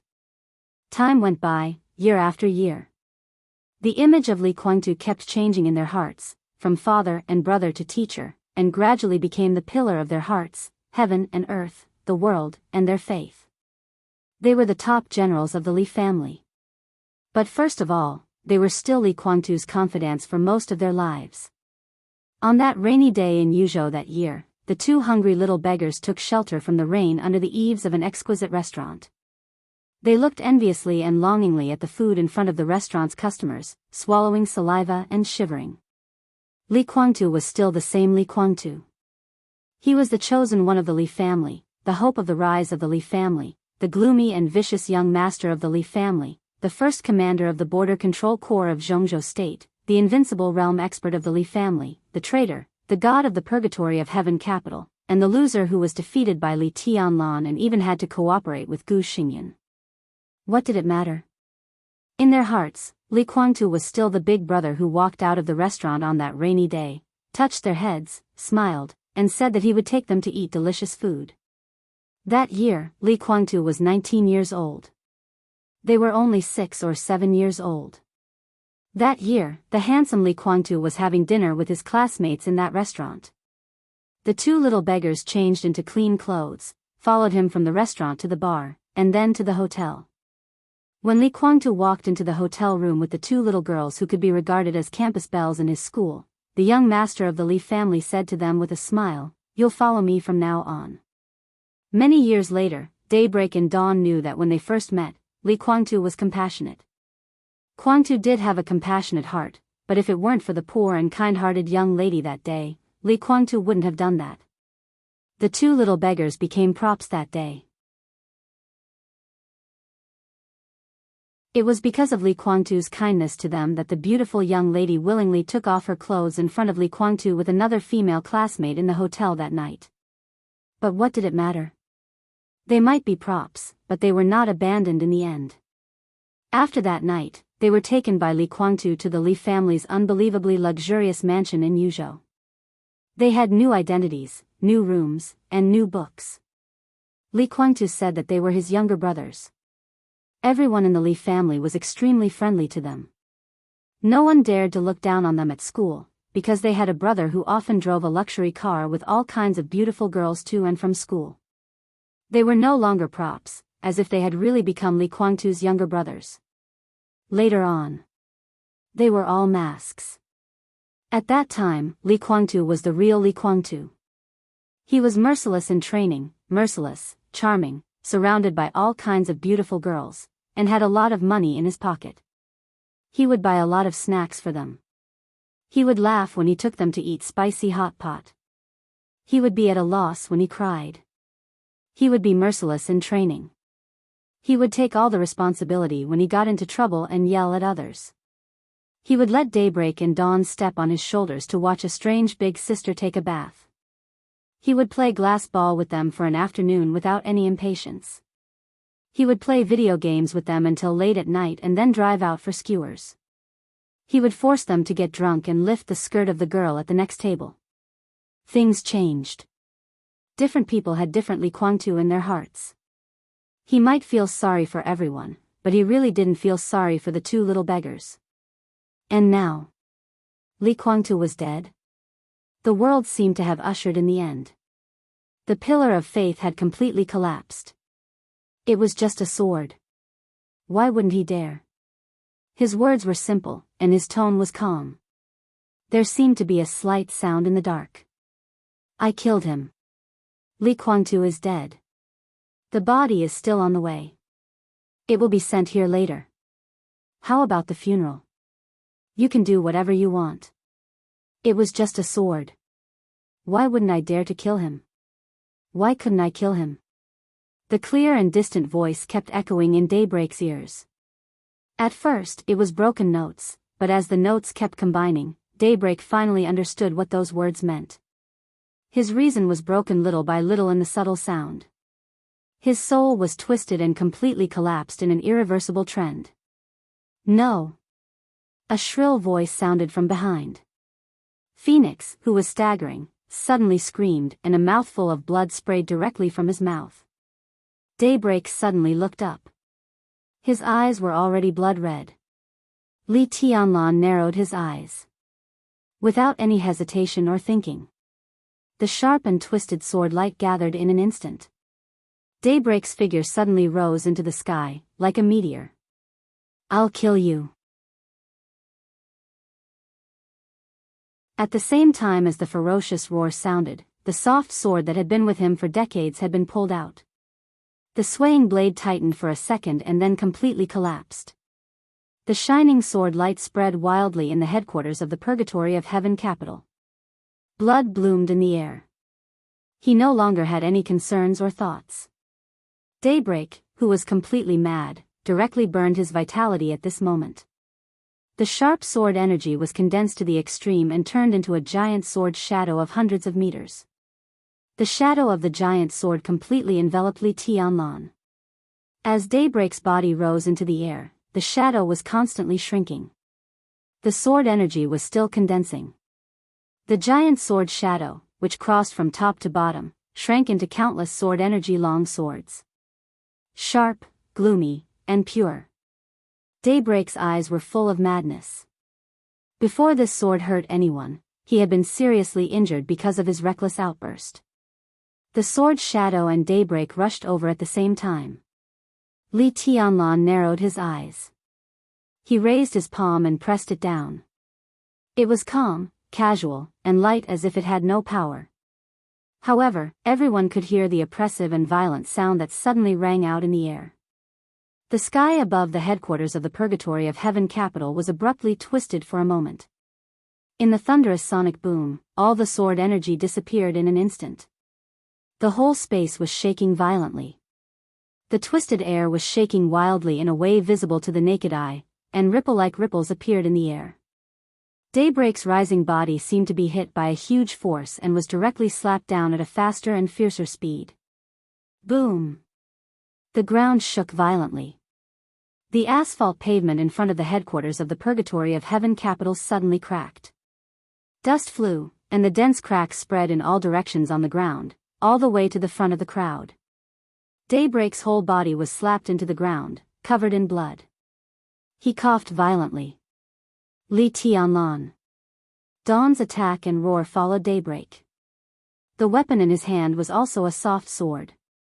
The soft blade trembled slightly, and blue electric arcs lit up one after another. Li Tianlan glanced at him. He stood in the air and didn't even move. The sword energy around him directly pressed down. There was another pit beside Daybreak. The ground made a slight sound in the process of cracking. The two brothers, Daybreak and Daybreak, were lying side by side. In the blink of an eye, the two strongest experts of the Purgatory of Heaven capital were both seriously injured. Li Tianlan landed on the ground. Wu Qing stayed in Emperor Dong's palace. Naturally, he didn't wear the black windbreaker that could be worn even in summer. Dressed in beige casual clothes, he clapped his hands casually, without any dust on his body. He did it casually, as if it were nothing. The entire purgatory of heaven capital was dead silent. If the almost extravagant supply of materials in the past 2 months made some people in the purgatory of heaven capital understand something, and made others have other ideas, then Li Tianlan's casual action was enough to make them really realize what the number one on the divine list of this era was. Li Tianlan's eyes quickly scanned the crowd. There were many people in the crowd that he was familiar with. Some people he knew. Some people he only had some impressions of. Similarly, there were many people he had never seen before. The elites of the Li family formed the main body of the purgatory of heaven capital. But the purgatory of heaven capital was also developing, so there would naturally be new blood joining. These people didn't have the entanglement in the hearts of the old people of the Li family. Their loyalty was only to the purgatory of heaven capital, not to the Li family.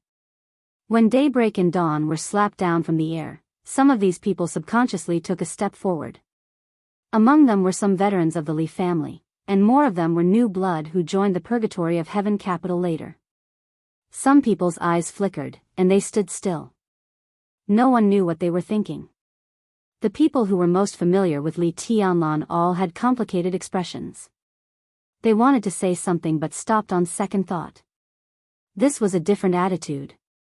To some extent, this also represented the different positions within the purgatory of heaven capital. Li Tianlan suddenly smiled and took 2 steps forward. He looked at a middle-aged man standing in front of the crowd and whispered, "Uncle, long time no see." This was an old man who looked a little weathered, a little weak, and a little old, but still handsome. He stood quietly in the first row of the crowd, surrounded by a dozen middle-aged men and women. Obviously, in the purgatory of heaven capital, this was a man whose status was not too high, but he had considerable influence in the Li family. When Li Tianlan was looking at him, he was also looking at Li Tianlan. Different emotions were surging in his deep eyes. There was relief, nostalgia, trance, anger, helplessness, joy, confusion, and bitterness. Li Huazhang. Li Guangtu's cousin. This was a real member of the Li family. Even in the most glorious time of the Li family, he was one of the core members of the Li family who was valued by Li Honghe. If Li Tianlan had to rank all the people in the purgatory of heaven capital, excluding Li Guangtu, Li Huazhang's importance was definitely in the top 3. Li Huazhang's strength at the peak of the thunder-shocking realm could not be said to be a top expert, but he was the talent that Emperor Dong's palace currently lacked the most. "Tianlan, what do you want to do here?" Looking at his nephew, whom he had not seen for more than a decade, Li Huazhang moved the corner of his mouth and asked in a hoarse voice. His tone was a little difficult, and he was in a trance. The year he left the Li family's camp, Li Tianlan was only in his early teens. At that time, like most people in the Li family, he was overwhelmed by the cruel reality. He was not close to Li Tianlan, nor was he estranged. In that oppressive environment at that time, it was really difficult for anyone to calm down and get along with a child carefreely. Li Huazhang only remembered that when Li Tianlan was a child, he liked to stick to him and ask him to tell stories. At that time, Li Tianlan was even younger, about 5 or 6 years old. 2 years before he left the Li family's camp, Li Tianlan had begun to seriously accept Li Honghe's almost cruel training plan and worked hard to change the Li family's fate. They didn't even have the chance to meet at that time. In any case, Li Huazhang did not expect that the first meeting between uncle and nephew after leaving the Li family's camp would be like this.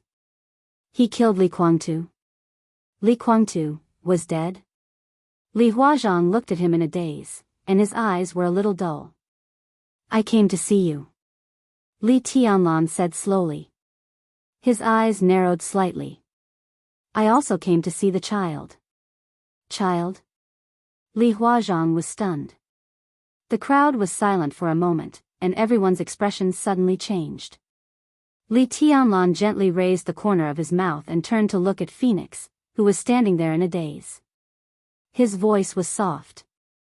"Where is the child?" "You and Li Guangtu's child."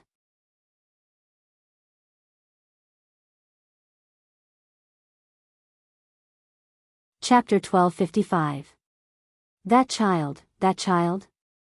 In the headquarters of the Purgatory of Heaven capital, uneasiness, hesitation, struggle, and different emotions permeated the crowd.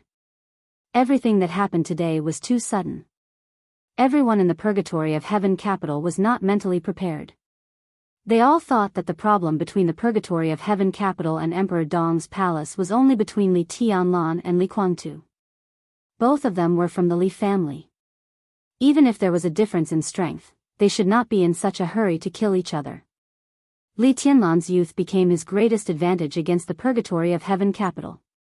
He still had too much time to put the already divided Li family back together and make the Li family better, so people thought that he would not use too drastic means. Li Tianlan's sword Qi blocked the Purgatory of Heaven capital but did not kill anyone. The subsequent supply of materials confirmed this point. They thought that Li Tianlan would be gentle to the Purgatory of Heaven capital, slowly draw it to his side, and try to incorporate the Purgatory of Heaven capital into Emperor Dong's palace.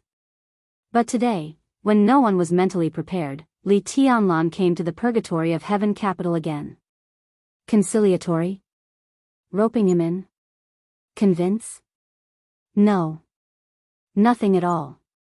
He directly announced the death of Li Guangtu, which instantly hurt Daybreak and Dawn. He didn't have much contact with the old people of the Li family and directly asked about the child of Li Guangtu and Phoenix. Li Guangtu had descendants. This was no longer a secret. This child was undoubtedly very special in the hearts of the old people in the Purgatory of Heaven capital. Those loyal to Li Guangtu would regard this child as the young master of the Purgatory of Heaven capital. Those who came from the Li family and stood on Li Guangtu's side regarded this child as the future young master of the Li family. For those old people who were in Purgatory of Heaven capital but had their hearts in Li Tianlan, they had mixed feelings about this child. Now hearing the news of Li Guangtu's death and seeing Li Tianlan come directly to ask about the child, almost everyone thought of a word. Cut the weeds and pull up the roots. Many people could no longer remain silent. Li Huazhang was the first to speak. He said in a deep voice, Tianlan, Huawu is Guangtu's flesh and blood.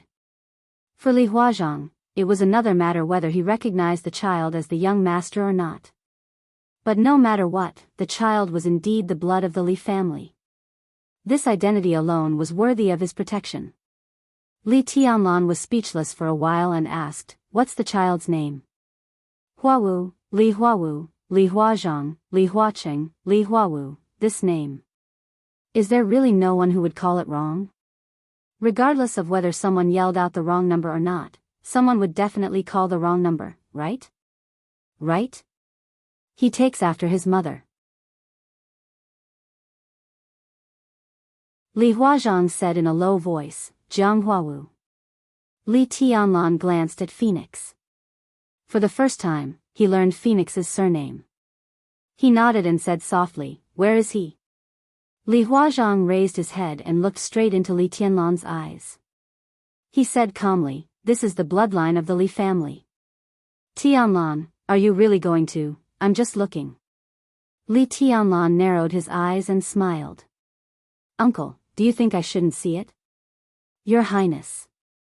May I know in what capacity does your Majesty have come to see young master? A chubby middle-aged man stepped forward and smiled amiably, but his eyes were sharp. Are you Emperor Dong Huang of Emperor Dong's palace? Or a member of the Li family? Li Tianlan was silent for a second and said faintly, I don't understand. Who can translate it for me? Beside the fat man, a woman who looked to be in her early 30s came out and said softly, If your Majesty comes to visit young master as a member of the Li family, we naturally welcome you.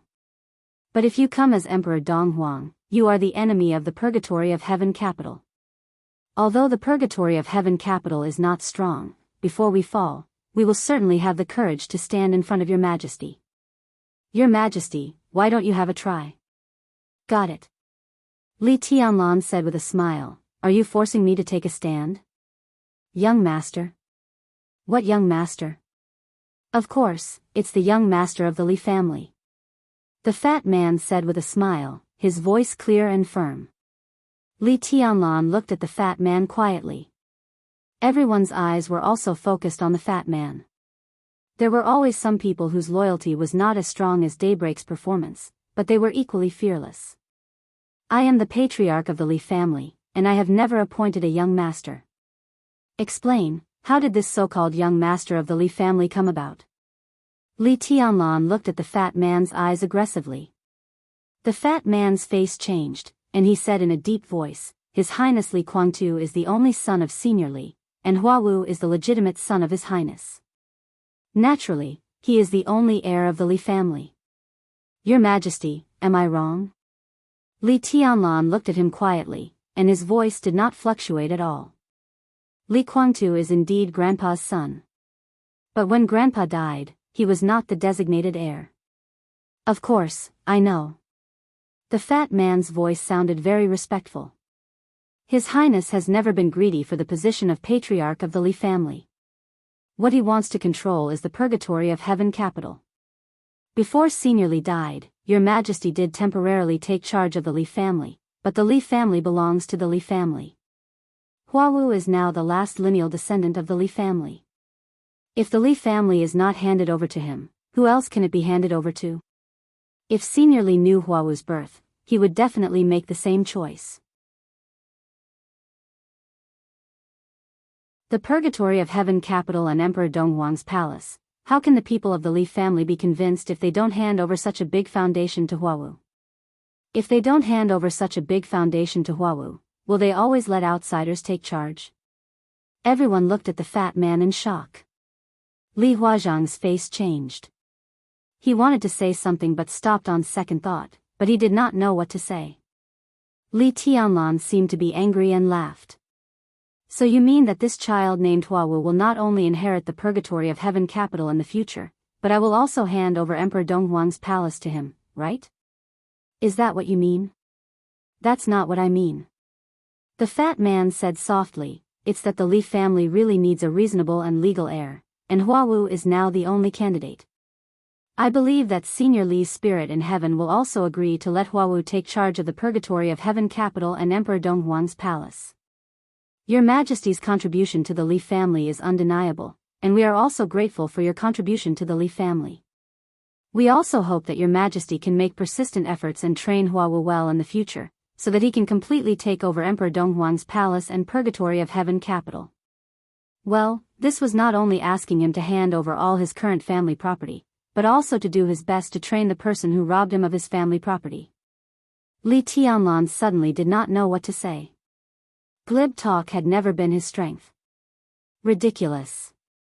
In the gloomy low roar, Li Huazhang, who had been silent, could not bear it anymore and stood up. Zuoqing, if you don't know the situation of the Li family, don't talk casually. Emperor Donghuang's palace is the foundation of his integration of various resources. Why should Huawu take over? The situation he created can't be taken away with a few words. Moreover, why do you say that Huawu will take over Emperor Donghuang's palace? Tianlan is the heir of the Li family appointed by Senior Li on his deathbed, not the temporary control of the Li family. Emperor Donghuang's palace, the Li family, and the Purgatory of Heaven capital should be his. Even if the Li family has a young master, it should be Tianlan's confirmed candidate. Li Huazhang stared coldly at the fat man who was called Zuoqing, and his voice became colder. Moreover, Zuoqing, you are just a guest of Purgatory of Heaven capital. You are not a guest of the Li family. When is it your turn to intervene in our affairs?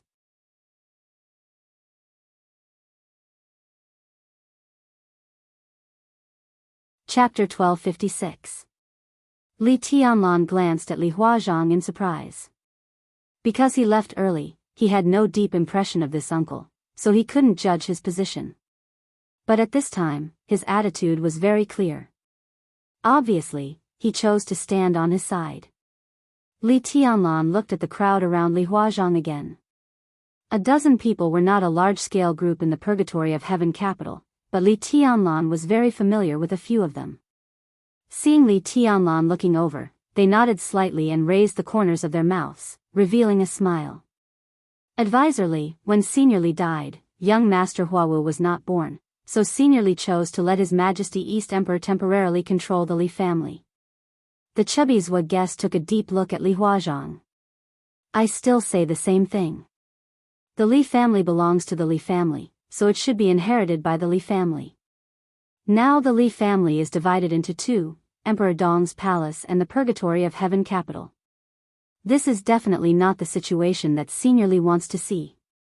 If he is still here, he will certainly hope that young Master Huawu can slowly integrate the power of the Purgatory of Heaven capital and Emperor Dong's palace and make the Li family strong again. I am a member of the Li family, Li Huazhang said coldly, but everyone knows that the Li family's power is mainly concentrated in the Purgatory of Heaven capital. Emperor Dong's palace is the foundation of Tianlan, and its main body is Samsara Palace. What does it have to do with the Li family? Zhua guessed, I can understand that you regard Huawu as the young master of the Purgatory of Heaven capital. But the Li family belongs to Tianlan, and Emperor Dong's palace belongs to Tianlan. We don't argue about whether Huawu is qualified to inherit the Li family. At least, he is not qualified to inherit Emperor Dong's palace. What a joke. A sharp voice rang out from the back of the crowd.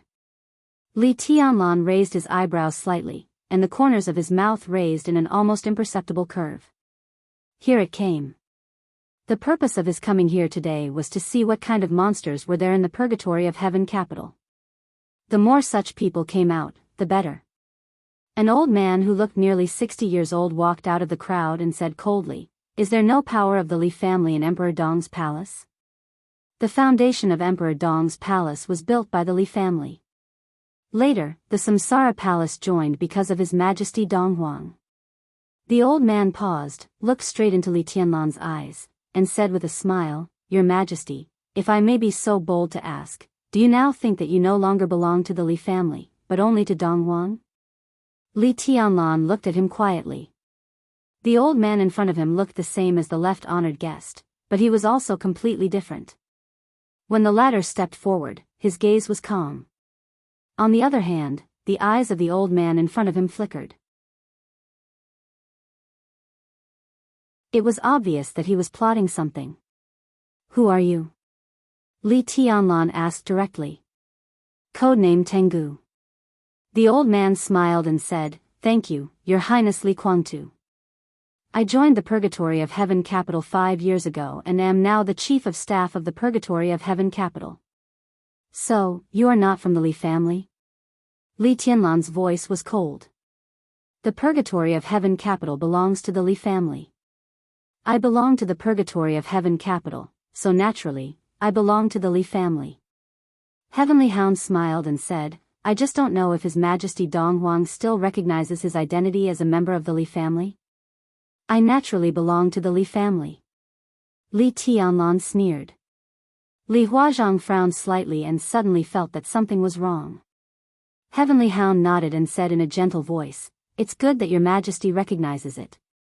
You are naturally a member of the Li family, but not a member of the Li family. I don't know if you recognize this." There was a commotion in the crowd. Li Tianlan frowned. Heavenly Hound seemed to be completely relaxed and said with a sneer, "I have talked about this with His Highness Li Kuangtu. Your Majesty once claimed to be Senior Li's grandson. Everyone regarded you as the young master of the Li family, so you have your current status. In other words, all of us think that His Highness Li Kuangtu is your biological father. But in fact, His Highness Li Kuangtu told me personally that you have no blood relationship with him. Senior Li only has one son, His Highness. But Your Majesty, you are not His Highness' son, so are you a member of the Li family?" The commotion in the crowd strangely calmed down. This matter was no longer a secret, especially for the Purgatory of Heaven capital. It was an open matter. Emperor Dong's palace was like the sun at high noon.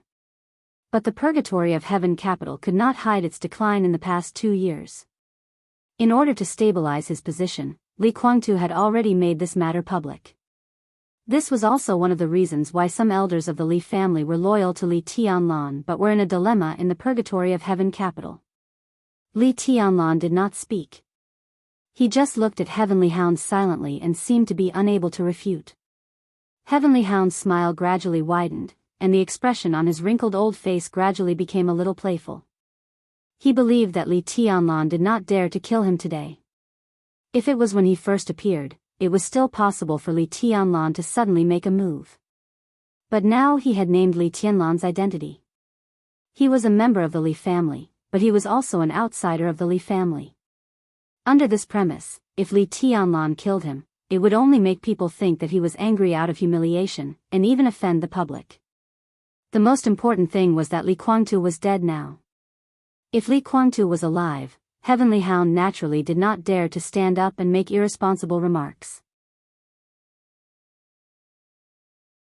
But now that Li Guangtu was dead, Heavenly Hound stood up and became a hero who tried his best to defend Li Guangtu's widow and child. This identity was enough to make Li Tianlan not dare to kill him. From this standpoint, once Li Tianlan killed him, he would never be able to take over the purgatory of Heaven Capital. He stood up to defend the interests of Phoenix and Li Huawu, which was to defend the interests of the Li family. At present, no matter what the specific standpoint of everyone was, there were absolutely few people who really wanted Li Tianlan to kill Li Huawu, and even Li Huazhang would not agree. It was not easy for him to reluctantly accept that Li Tianlan killed Li Guangtu. Moreover, the two sides were enemies, and it was natural that there would be life and death. But Li Huawu was just a 2-year-old child, and he had the blood of the Li family. Now he pointed out that Li Tianlan was an outsider. How could these people tolerate Li Tianlan killing Li Huawu? As long as Li Tianlan could not touch Li Huawu and his mother, he could not touch Heavenly Hound. To some extent, he and Zhuo Xian were the same, but they were also completely different. Zhuo Xian was just a visiting professor of the Purgatory of Heaven Capital. This status was not low, but it could not be said to be too high. He could only be regarded as a high-level member of the Purgatory of Heaven Capital. He stood up to protect Li Huawu and his mother, and even dared to regard Emperor Dong's palace as a part of the Li family. He was advancing in order to retreat. He was extremely loyal to Li Guangtu. What he did was nothing more than doing his best to protect the interests of the Purgatory of Heaven Capital. Naturally, he would not want Emperor Dong's palace. He just wanted to keep a small part of the core interests of the Purgatory of Heaven Capital as much as possible, so that Li Huawu could have the hope of making a comeback in the future. The Heavenly Hound was the chief of staff of the Purgatory of Heaven Capital. This was the absolute core high level of the Purgatory of Heaven Capital. Its power and status could be said to be in the top 5. In terms of strength, compared to Dawn, the Heavenly Hound was not inferior at all. He protected Li Huawu and his mother, which could be said to be advancing in order to retreat, but what he wanted was to protect the entire Purgatory of Heaven Capital. Who in the Purgatory of Heaven Capital didn't know Li Tianlan's origin? Zhuo Xian naturally knew about it, but he didn't say anything. However, the Heavenly Hound directly pointed out this point. Just from this difference, it could already be seen that the two had completely different motives. The former was really to protect the Lord. The latter was to create a favorable situation for himself and then compete for benefits. The playful expression on the Heavenly Hound's face became more and more obvious. Today's situation was simply good for him. If he didn't seize it, he was afraid that he would be struck by lightning. As far as I know, His Majesty was just a child adopted by Senior Li. Senior Li taught His Majesty martial arts and raised His Majesty. He also sincerely hoped that His Majesty could help the Li family rise. The Heavenly Hound smiled and continued, "Everyone knows a lot of things, but there are also a lot of things that you don't know. His Highness Li Guangtu told me a lot when he was alive. Today, I'll talk to you about Senior Li. In order to let the Li family rise again, Senior Li made 3 arrangements. The first arrangement was naturally His Majesty. He kept His Majesty by his side and taught His Majesty everything that the Li family had learned. And his second arrangement was the Purgatory of Heaven Capital. He constantly arranged for the veterans of the Li family to fake their deaths to escape and join the Purgatory of Heaven Capital. That's how the present arrangement came about. What we are going to talk about now is the third arrangement. Senior Li secretly adopted a daughter and taught her all the unique skills of the Li family, including the 24 moves of sword, and has been in secret contact with her for many years. At the same time, Senior Li also passed a part of the Li family's secret skills to her. At the same time, Senior Li also secretly gave part of the Li family's property to this adopted daughter. Regarding this, in addition to Senior Li and the adopted daughter, only His Highness Li Kuangtu knew about the existence of his adopted sister. The brother and sister had a very good relationship. Although they didn't see each other much, they were like-minded, and both of them were geniuses. At that time, the adopted daughter was in charge of part of the Li family's wealth and received the Li family's martial arts. Coupled with her own outstanding talent, she entered the invincible realm smoothly. The Heavenly Hound laughed. After entering the invincible realm, the adopted daughter set up a force and also set up a fund on the surface. In the crowd, the faces of many elites of the Purgatory of Heaven capital had gradually changed. The clear voice of the Heavenly Hound continued to echo. Everyone should have guessed that the adopted daughter was the master of Samsara Palace. She set up the Samsara Palace and also set up the Flourishing Age Fund on the surface. In fact, today's Emperor Dong's palace originated from the Li family. The relationship between His Highness Li Kuangtu and the master of Samsara Palace is very good, which has long been proved. Don't forget that the Purgatory of Heaven capital could appear in the Dark World smoothly and occupy East Island because the master of Samsara Palace initiated the final battle of Heaven capital. The words of the Heavenly Hound were powerful. The strange atmosphere continued to spread inside the Purgatory of Heaven capital. Some people were thoughtful. Some people were stunned. Some people suddenly understood. Some people were skeptical. The smile of the Heavenly Hound became more and more relaxed. He had expected all this. Everything he said could also be justified in the absence of key evidence. For example, the master of Samsara Palace did know the 24 moves of sword of the Li family, and even her martial arts was the 24 moves of sword. Another example was the final battle of Heaven capital. From the current situation, it seemed that the Samsara Palace was indeed helping the Purgatory of Heaven capital to officially enter the secular world. These could all be explained. As for the truth, did it matter? Li Honghe was dead and would not deny him. Li Kuangtu was dead and would not deny him. The master of Samsara Palace was dead and would not deny him. Without these key witnesses, what could Li Tianlan use to deny him? Moreover, would the dignified Dong Wang argue with him until he was flushed with anger? How could it be possible? The number 1 on the world divine list was invincible. Such an expert would definitely disdain to argue with him. But in the current situation, it was not appropriate for him to kill him. In such a deadlock, the best choice for Li Tianlan was to leave temporarily. The Heavenly Hound took 2 steps forward, with unconcealable pride in his eyes. As long as Li Tianlan left, he would become the hero who protected Li Huawu and his mother today. As the chief of staff of the Purgatory of Heaven capital, he naturally had his own forces in the Purgatory of Heaven capital. Li Tianlan wanted to leave today. In order to save his face, he would inevitably take away a group of people who were loyal to him led by Li Huazhang. Daybreak and Dawn were seriously injured. The Purgatory of Heaven capital was in a mess. This was what the Heavenly Hound wanted most. He just waited for Li Tianlan to leave, and then he would kill Daybreak by all means. The seriously injured Dawn was nothing to worry about. Next, he would use the power of the Purgatory of Heaven capital to promote the brother-sister relationship between the master of Samsara Palace and Li Kuangtu, and then to promote that Li Huawu was the legitimate heir of the Li family. It was unlikely for Li Huawu to inherit Emperor Dong's palace.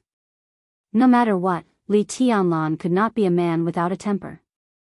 But as long as he occupied this legitimate position, the Heavenly Hound could at least guarantee that he could keep the Purgatory of Heaven capital. Now, no matter how down and out the Purgatory of Heaven capital was, it was still the foundation of a superpower, representing power and wealth that others could not imagine. As long as he could control the Purgatory of Heaven capital, he would become one of the most powerful people in the Dark World. It would be better if he could force Emperor Dong's palace to give up part of its power. The Heavenly Hound's eyes suddenly became extremely hot. He glanced at Phoenix without anyone noticing. Phoenix seemed to have not come to her senses yet. She stood there blankly, with an unconcealable sadness and weakness on her mature and beautiful face. The heavenly hound's eyes swept over Phoenix's face and her graceful body curves. As long as everything went well today, the purgatory of heaven capital would be his, and the mistress that he secretly coveted would also be his. As long as he stabilized the purgatory of heaven capital, he would enter her and Li Guangtu's bedroom as soon as possible, and completely conquer the beautiful and mature mistress in their bed. The heavenly hound's eyes turned and fell on Li Tianlan. He said with a smile, "I don't know if your majesty has doubts about the friendliness of the Samsara palace. But no matter what, this is the truth. Young Master Huawu can inherit everything of the Li family, including Emperor Dong's palace, because it is a part of the Li family." Li Tianlan was lost in thought. Anger? He really didn't have this kind of emotion. If Li Tianlan hadn't had access to some information about the Flourishing Age Fund, maybe he would have believed the heavenly hound's words. Grandpa's adopted daughter? Li Guangtu's adopted sister? Everything about the Samsara palace had nothing to do with Li Tianlan. The Arabian Nights was unimaginable, a bunch of nonsense. Except for military counselor, no one in the world could really understand the Flourishing Age Fund. It was an empire of wealth hidden in the dark. What was exposed to the outside was just the tip of the iceberg. And this tip of the iceberg seemed to be written with Li Tianlan's name after the Samsara palace was merged into the East Emperor Palace. But there were more hidden wealth, the shares that were secretly purchased from the major groups, and all the secrets that others couldn't find out. Li Tianlan was the real owner. From the beginning to the end. There was no so-called transfer. From the very beginning, when the master of Samsara Palace got those interests, on those secret contracts, Li Tianlan's name was written, not the Li family's. Similarly, in many places, the master of Samsara Palace also left many traps specifically for the Li family. She obviously considered the existence of Li Guangtu. These traps were aimed at Li Guangtu and the power of the Li family. In the plan of the master of Samsara Palace, if Li Tianlan really failed in the battle with Li Guangtu, even if Li Tianlan's martial arts were all destroyed, as long as he was alive, he could use these traps to cause unimaginable huge trouble for the Li family when it annexed the Flourishing Age Fund. The intention behind this was self-evident. So, Li Guangtu and the master of Samsara Palace had a deep sibling relationship? It was better to say that Gu Xingyun was Wang Tianzong's long-lost younger brother. Moreover, even if there were none of these things, when the Purgatory of Heaven Capital and the East Emperor Palace existed at the same time, the Flourishing Age Fund chose Li Tianlan instead of Li Guangtu. This alone was enough to disprove the Heavenly Hound's statement. Li Tianlan didn't bother to talk nonsense. He just glanced at Heavenly Hound and said lightly, "Who else thinks the same as this chief of staff? Stand out and let me see." After a moment of silence, a few more people came out. The crowd was even quieter. There were not many people who came out to support Heavenly Hound, only 5 or 6, but they were not unknown people. They were all people in various key positions in the Purgatory of Heaven Capital. They were undoubtedly Heavenly Hound's team. Li Tianlan found that he didn't know any of these people, and he could confirm that they were not old people from the Li family. He was slightly relieved. Heavenly Hound took a step forward, bowed slightly, and said softly, "Thank you for your dedication to the Li family, Your Majesty. Now, please return Emperor Dong's palace. We will assist young Master Huawu to control everything, Your Majesty can rest assured." A blatant seizure of power. Li Tianlan looked at the crowd behind Heavenly Hound. No one clearly supported this small team. But when many people met Li Tianlan's eyes, they subconsciously looked away. Among them, there were many veterans of the Li family that Li Tianlan was familiar with. Li Tianlan understood Heavenly Hound's reliance. Perhaps in the minds of Heavenly Hound and others, he came today to subdue the Purgatory of Heaven Capital, not to kill people. After all, in their minds, Li Guangtu was already dead, and it was meaningless to kill others. Instead, it would disappoint these old people of the Li family. So Heavenly Hound and others seemed to stand out fearlessly and clamor for power, but in fact, they wanted to keep the Purgatory of Heaven Capital advancing in order to retreat? And these old people of the Li family, Li Tianlan was silent. He could probably understand their silence. In a sense, this could not be called betrayal. Heavenly Hound talked a lot of nonsense, but at least one thing was true. That was, although his name was Li Tianlan, the real situation was that his surname was not Li. He was not the grandson of Li Honghe, nor the son of Li Guangtu. In terms of blood relationship, he was indeed an outsider of the Li family. How important was a surname? When the treason case broke out abruptly, the Li family was full of talents and experts. It was no exaggeration to say that if everyone in the Li family's camp revealed the intention to change sides, it was not difficult for anyone to find another way out. But these people didn't die from the beginning to the end. They followed Li Honghe out of Yuzhou and the highest stage of Zhongzhou state and endured more than 20 years of suffering. Some people faked their deaths to get away, but many others really died on the border. Why did all this? It was for the name Li. When Li Tianlan was Li Honghe's grandson, everyone regarded him as the young master and the future hope of the Li family. Under Li Honghe's will, they were even willing to stand against Li Guangtu for him. But now? His true identity had not been exposed. But Li Guangtu had already said that Li Tianlan had nothing to do with him. In such a situation, Li Tianlan had nothing to do with Li Guangtu, which meant that he had no blood relationship with the Li family in many people's minds. Some people could accept this and choose to follow Li Honghe's will to stand by Li Tianlan. There were some such people in Emperor Dong's palace. There were also some in the purgatory of heaven capital headed by Li Huazhang. And the others, they didn't want to choose Li Guangtu, especially after Li Guangtu chose to cooperate with Gu Xingyan. But they were also entangled in the issue of Li Tianlan's identity. So at this moment, facing Li Tianlan, they could only remain silent. Uncle Huiyun, do you agree with Heavenly Hound? Li Tianlan began to call names directly. His eyes fell on a one-armed middle-aged man. This was an old man of the Li family whom Li Tianlan was very familiar with. He left the border camp a year earlier than Li Tianlan and had a very good relationship with him. Compared with Li Tianlan's somewhat indifferent impression of Li Huazhang, Li Tianlan had more things to remember about this Uncle Huiyun. The first roasted hamster he had eaten when he was a child was given to him by this uncle.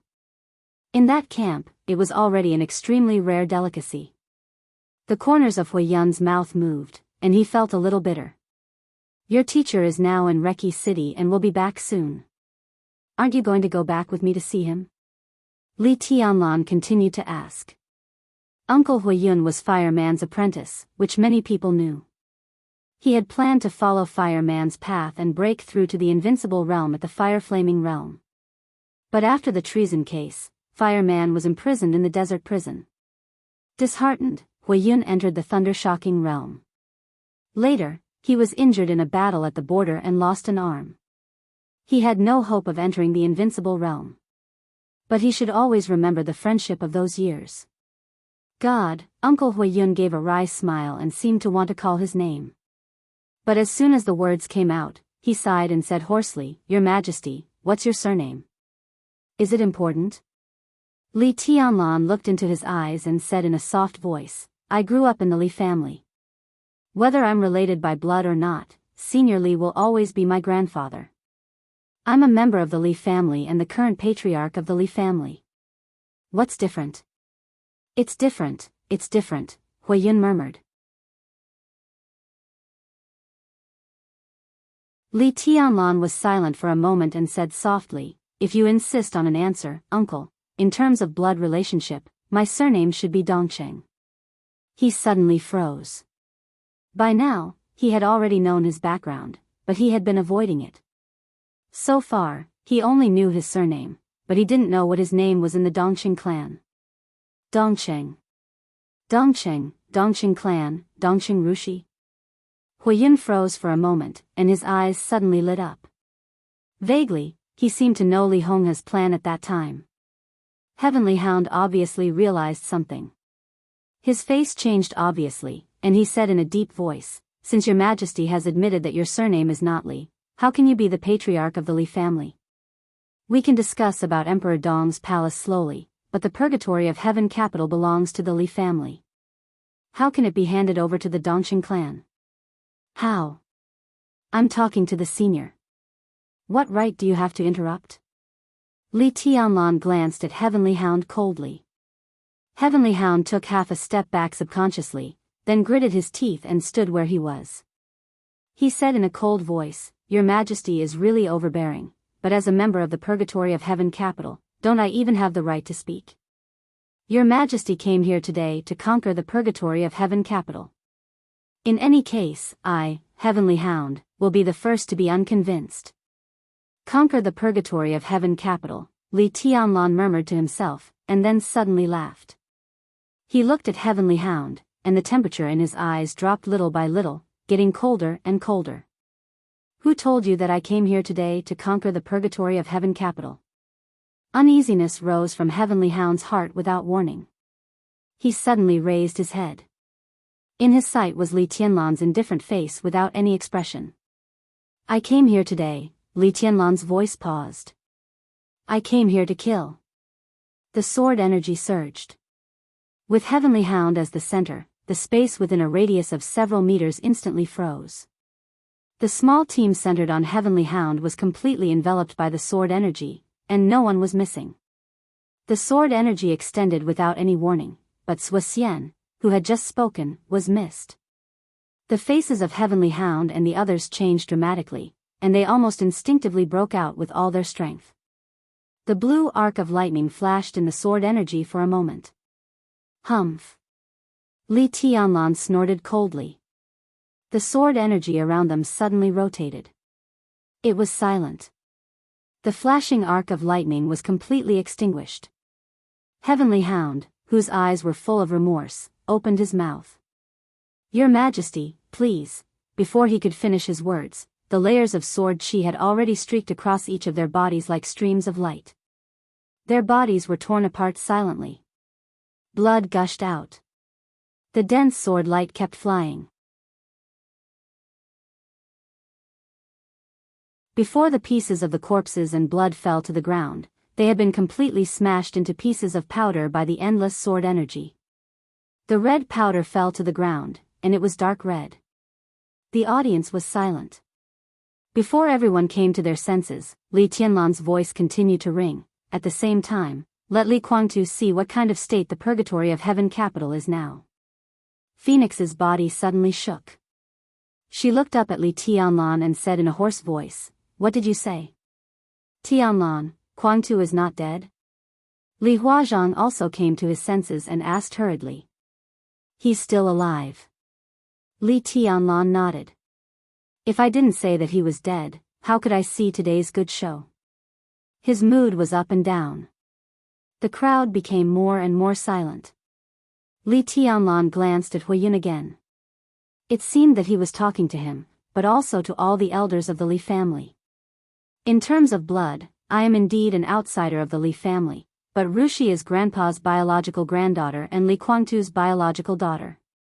You can go to Emperor Dong's palace to find Li Guangtu and ask if it is true. Like Grandpa, I despise Li Guangtu. But this man's pride and stubbornness have not changed for many years. At least he still has a sense of shame. You can ask if Rushi is his daughter, and you can ask if he really has a deep sibling relationship with the master of Samsara Palace. Li Tianlan's body slowly rose into the air.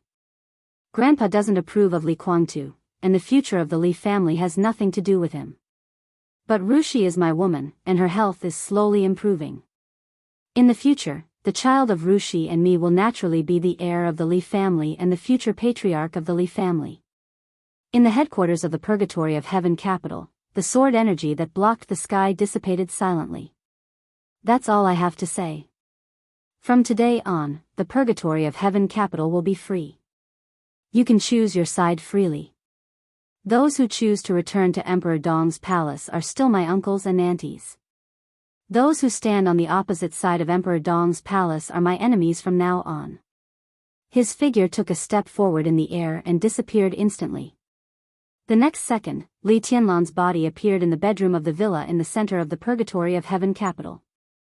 The spacious bedroom was surrounded by the faint body fragrance of a woman, which seemed to be the smell of phoenix.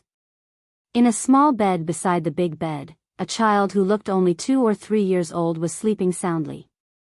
Li Tianlan looked at the child quietly, his eyes extremely calm. He took a step forward and stretched out his finger.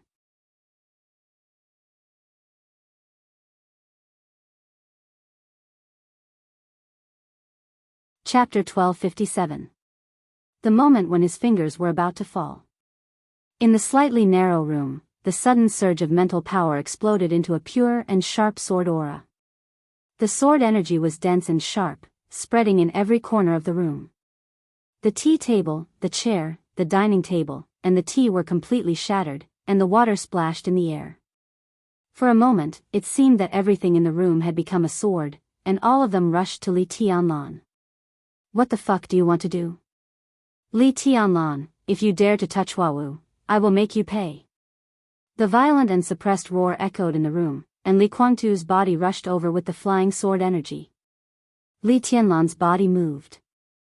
There was a slight sound of civilization in the room. A transparent air vortex rotated rapidly with Li Tianlan as the center, and the sword energy rushing from behind all pierced into the vortex and became a part of it. The transparent vortex expanded, and the edge hit Li Guangtu hard, directly sweeping his body out. The expanding vortex covered half of the room, and also Li Huaqing, who was standing beside Li Tianlan. Li Guangtu, whose body hit the wall hard, looked pale, but instantly turned red. He stared at Li Tianlan with a twisted expression, with monstrous anger. Look, he's anxious. Li Tianlan pointed to Li Guangtu and said to Li Huaqing. Li Huaqing's mouth twitched, and he didn't speak. He squinted and quietly looked at the bright screen in front of him. The huge screen was clear and bright, showing the bedroom on the other side of the screen perfectly in front of them. There was another Li Tianlan on the screen. At this time, he was standing in front of the baby's crib, stretching out his finger and gently tapping the face of the sleeping baby. The 2-year-old child moved in a daze and turned over, but he didn't wake up. Instead, he stretched out 2 chubby little hands in his sleep and held Li Tianlan's finger. Inside and outside the screen, a smile appeared on the lips of the 2 Li Tianlan at the same time. No matter how complicated the grudge between us is, I won't go so far as to attack a child. Why are you nervous?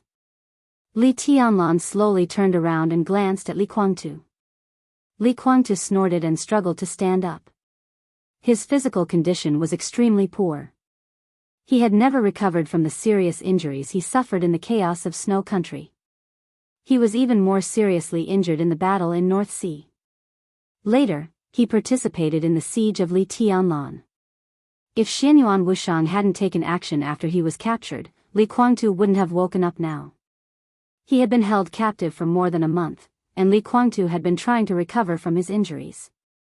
Naturally, there was some effect, but with the forced attack just now, his injuries suddenly worsened again. What do you want? Li Guangtu looked into Li Tianlan's eyes and asked. Li Tianlan's expression was calm, and his eyes seemed deep and empty. But looking at Li Tianlan's expression now, he couldn't capture anything. If he wasn't very familiar with the 24 moves of sword, Li Guangtu wouldn't even be sure that what was left in Emperor Dong's palace was just a sword chi doppelganger.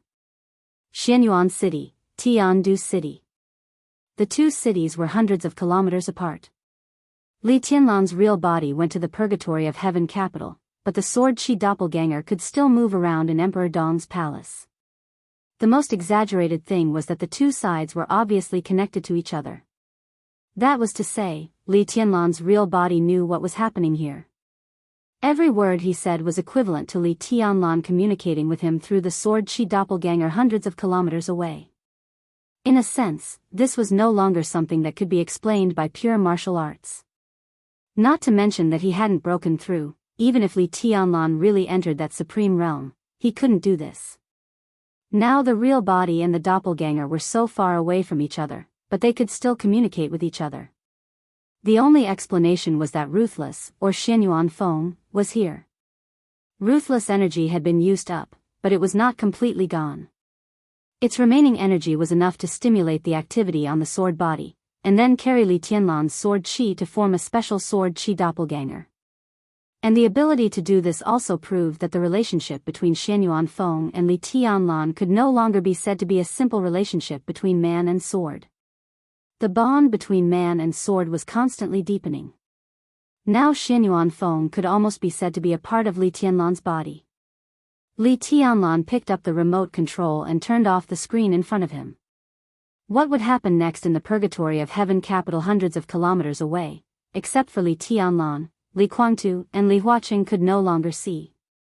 Li Guangtu's heart sank slightly. What do I want? Didn't I make it clear enough? Li Tianlan said calmly, I want the purgatory of heaven capital. Now I can let you go. After returning to the headquarters of the purgatory of heaven capital, I will announce that the purgatory of heaven capital is officially incorporated into Emperor Dong's palace. The overall structure of the purgatory of heaven capital will be retained. I will only select a part of the core personnel to enter Emperor Dong's palace. From now on, you can become the first deputy palace master of Emperor Dong's palace. At the same time, the purgatory of heaven capital will still be under your leadership. Emperor Dong's palace will not interfere with the development of the purgatory of heaven capital. But when necessary, the purgatory of heaven capital must be under my command. As long as Emperor Dong's palace exists, the name of the purgatory of heaven capital will exist. After your death, Huawu will completely inherit the purgatory of heaven capital and maintain a higher degree of freedom. After a pause, Li Tianlan continued, I don't like roundabout things, and I don't like negotiations. But after knowing of your existence, I've always wanted to talk to you. I didn't want to see you before because I was giving you the cold shoulder, hoping that you could calm down. Between you and me, there's no need to play the game of asking for a sky-high price and returning the money on the spot. I've given you the conditions, and this is my bottom line. Grandpa asked me to take charge of the Li family before he died, so I have the obligation to take all the power of the Li family into my hands. The purgatory of heaven capital must be incorporated into Emperor Dong's palace, just as I said. If you say anything else, I won't agree. What I can decide is what I told you, and it is also the structure of Emperor Dong's palace in the future. In Li Guangtu's silence, Li Tianlan simply summarized, if I am Zhongzhou State, you are Beihai. This was Li Tianlan's attitude. It was clear, without any leeway, aggressive, but it also gave Li Guangtu enough space. What he wanted was the integrity of the Li family, to conquer the purgatory of heaven capital, and to conquer Li Guangtu. But he would not interfere too much with the internal affairs of the purgatory of heaven capital and give it a high degree of freedom. But nominally, the purgatory of heaven capital must belong to Emperor Dong's palace and become a subsidiary force of Emperor Dong's palace. And when necessary, that is, when facing foreign enemies, the purgatory of heaven capital must unite with Emperor Dong's palace against foreign enemies. It was equivalent to the relationship between Zhongzhou State and Beihai Province today. However, when these conditions were listed one by one, Emperor Dong's palace gave more restrictions to the purgatory of heaven capital than Zhongzhou State gave to Beihai. But these extra restrictions were for better control of the purgatory of heaven capital. In other words, as long as the purgatory of heaven capital was dominated by the Li family and Emperor Dong's palace, the purgatory of heaven capital was highly free. Li Tianlan felt that he had done his best in this condition, and the conditions in all aspects were also very mature. Emperor Dong's palace had fully developed, and it was the era of Emperor Dong. In front of everyone in Emperor Dong's palace, there was a beautiful picture of mountains and rivers. Zhongzhou State, Tiannan, East Island, Europe, America.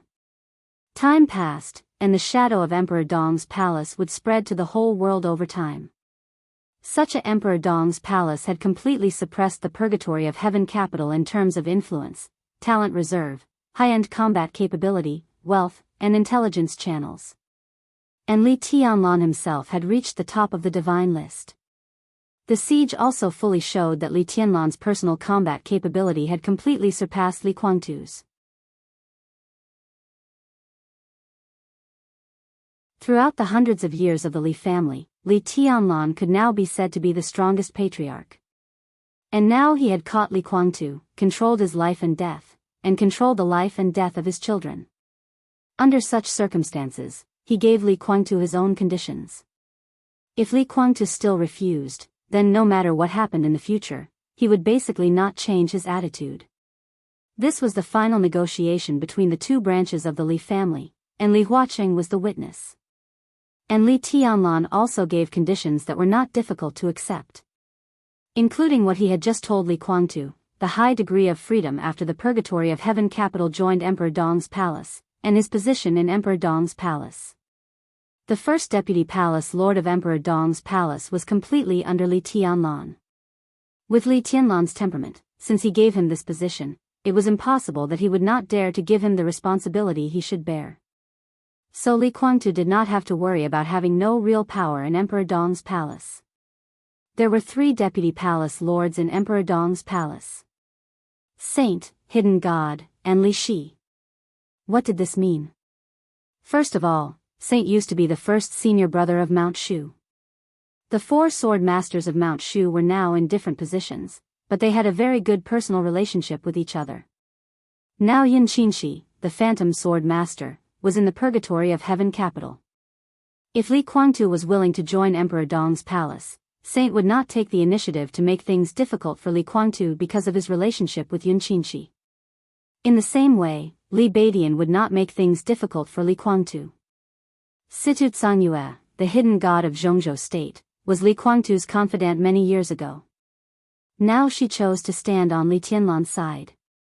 After Li Kuangtu joined, no matter whether the two could get back together or not, the old friendship would always be there. In the case of not violating the principle, Situ Tsangyue would also support Li Kuangtu to a certain extent. Li Shi's situation was even more complicated. The grievances between her and Li Kuangtu were enough to be written in a book. But if they were really in the same camp, Li Shi might not fully support Li Kuangtu, but at least she would not make things difficult for him. Such a situation could be said to be very good. As long as Li Kuangtu was willing to come with the Purgatory of Heaven capital, he did not have to worry about whether he could gain a foothold in Emperor Dong's palace or not. He could quickly establish his own prestige in Emperor Dong's palace and work together with Li Tianlan to make Emperor Dong's palace better, to make the Li family surpass the peak of the past hundreds of years, and to create a new situation. The high-level officials of Emperor Dong's palace would not make things difficult for him. With the Purgatory of Heaven capital and his own strength, he could become a super heavyweight in Emperor Dong's palace, and his status was only below Li Tianlan. The most important thing was, it was the condition that Li Tianlan did not tell him, but he heard through the screen. Dongqing Rushi was his daughter. Li Tianlan and Dongqing Rushi's future child would inherit the Li family. If Li Tianlan was an outsider, then the child born by Dongqing Rushi could definitely be regarded as the blood of the Li family.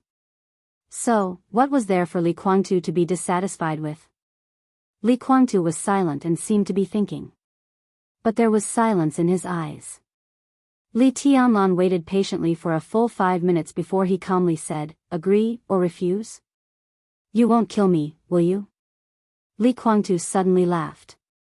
He looked at Li Huaqing, who had been silent, and said, "President, he won't kill me, will he?" Li Huaqing, who had been watching silently, chuckled and did not speak. He naturally wanted to save Li Kuangtu's life. But now that he said this, there was no doubt that he was making the decision for Li Tianlan. At this time, how could Li Huaqing make such a mistake? We all understand. Li Kuangtu's smile gradually widened. Although I don't know what happened outside, I know that the president has lived here for a while. What is worth him doing this? He looked at Li Tianlan and said lightly, "I think I still have some value, so if I'm not wrong, the president came for me. Right? He wants you to let me go. And you don't intend to let me go, so you have a conflict?" Li Tianlan did not speak, just looked at him silently. "So as long as the president is still here, it means that the parliament can use me, so you dare not kill me." Li Tianlan still did not speak. Today, he and Li Huaqing came to see Li Kuangtu. Naturally, it was not a sudden idea. It was the first time that Li Huaqing came to him after living here for so long, and he seriously asked to see Li Kuangtu.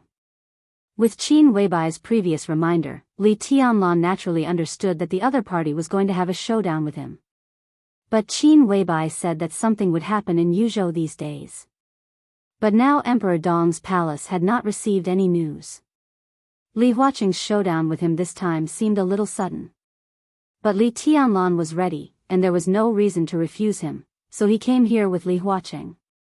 He gave him the conditions. And the timing was perfect. Whether he would be an enemy or a friend in the future depended on Li Guangtu's choice.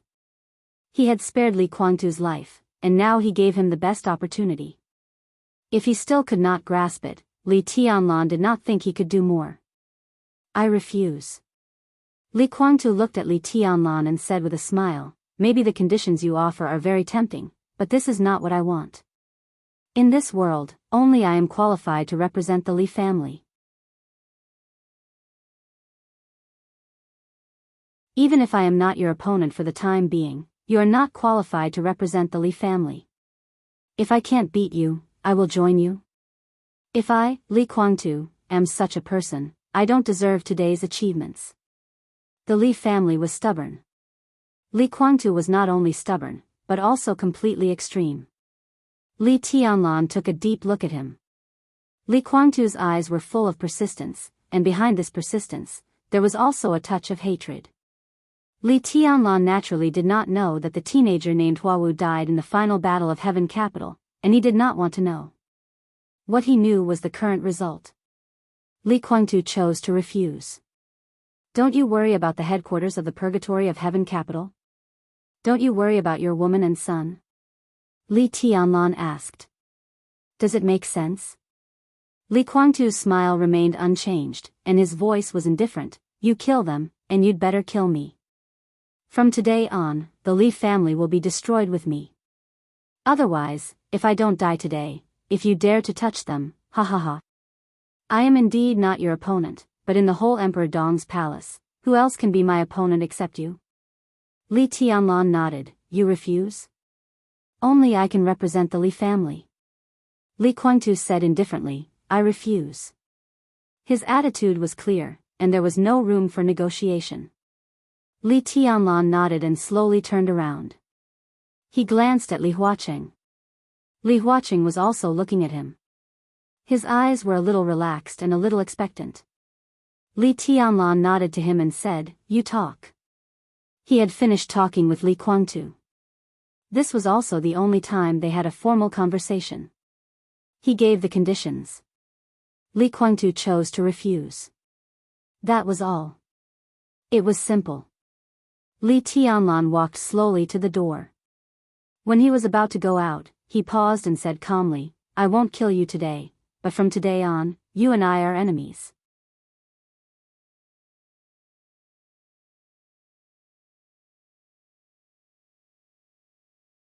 Chapter 1258. The sound of the door closing was very slight. This showed that Li Tianlan did not have any anger or unwillingness when he left. It was simple to come and simple to leave. Li Tianlan put forward the conditions. Li Guangtu refused his conditions. The future of the Li family, countless people, countless related families, the pattern of the dark world, unimaginable interests, the future path of the Li family, and the future situation. All of this was like the most ordinary business. They didn't agree on a price, so they parted ways. There was no regret or anger in his words. There might be regret, but it was far from enough to make people turn back. Li Guangtu sat on the ground without any image, leaning against the wall for a long time. Then he took out a pack of cigarettes from his trouser pocket and lit one silently. Through the lingering smoke, Li Huaqing's figure seemed to be a little blurred. Li Guangtu suddenly smiled and said indifferently, Am I free now? You're not really free until you leave Emperor Dong's palace. Li Huaqing sat down on the sofa and said with a smile, You sit down, too. I've always wanted to talk to you, but I never had a chance. Today is not the right time, but the occasion is very suitable and safe. Besides, with Tianlan's character, he won't eavesdrop on us. Li Guangtu thought about it, stood up, and sat opposite Li Huaqing. He puffed out the smoke and remained silent. I'm curious. Li Huaqing said slowly, "Why didn't you agree with Tianlan?" "To be honest, I never thought of the conditions he put forward. The autonomy of the Purgatory of Heaven capital, the first deputy palace lord of Emperor Dong's palace, and the future heir of the Li family, what are you dissatisfied with? Pride, paranoia, unwillingness?" These could be said to be reasons, but they were not decisive reasons. The three people who put forward this condition, heard this condition, and witnessed this condition, all knew very well what this condition meant. Once Li Guangtu accepted it, although he, the first deputy palace lord of Emperor Dong's palace, would be under Li Tianlan, the Purgatory of Heaven capital would maintain a pretty good autonomy. Even if Li Tianlan would take away part of the core of the Purgatory of Heaven capital, at least he had to ensure the normal structure of the Purgatory of Heaven capital. That was to say, the framework of the Purgatory of Heaven capital would not change. At least the three top masters, Daybreak, Dawn, and Phoenix, would stay. The elite forces of Life Prolonging, Undying, and Sanluo temples would also stay. Part of the industries and intelligence agencies of the Purgatory of Heaven capital would also stay. Although Li Guangtu became the deputy palace lord, he could still completely lead the Purgatory of Heaven capital. Although Li Tianlan was the palace lord and could control the Purgatory of Heaven capital to a certain extent, he could not interfere in everything. With the position of the first deputy palace lord and the identities of the other deputy palace lords, Li Guangtu could not only control the Purgatory of Heaven capital, but also control Emperor Dong's palace to a certain extent. It was impossible for Emperor Dong's palace to settle accounts after the fall, be made a mere figurehead, get rid of the donkey when it was no longer of use, and burn the bridge after crossing the river. Every word of Li Tianlan's condition revealed his sincerity. The two sides exchanged resources at the bottom line. When Li Tianlan could control the Purgatory of Heaven capital to a certain extent, Li Guangtu could also control Emperor Dong's palace to a certain extent. This was a real win-win situation, a real integration. The Li family would be reunited into one, which was the best situation. And if this merger was successful, both the Purgatory of Heaven capital and Emperor Dong's palace would be greatly strengthened, which was good for both of them. In this state, as long as Li Guangtu gave up his current thoughts and did not target Li Tianlan could not target him again. No matter how much Li Guangtu disliked Li Tianlan, he could just wait. The next patriarch of the Li family was the daughter of Li Tianlan and Dongqing Rushi, Li Guangtu's grandson. Under the circumstances that Li Tianlan and Dongqing Rushi's names were unlikely to be changed, when the child was born, he would not call Li Guangtu grandfather, but grandfather. And if he sincerely joined Emperor Dong's palace, Li Tianlan could accept him. Even if he did not call him father, he would treat him as an elder. In this way, when the child took over, the grievances between Li Tianlan and Li Guangtu would naturally disappear. Similarly, with the child taking over, the entanglement between the Purgatory of Heaven capital and Emperor Dong's palace would be meaningless.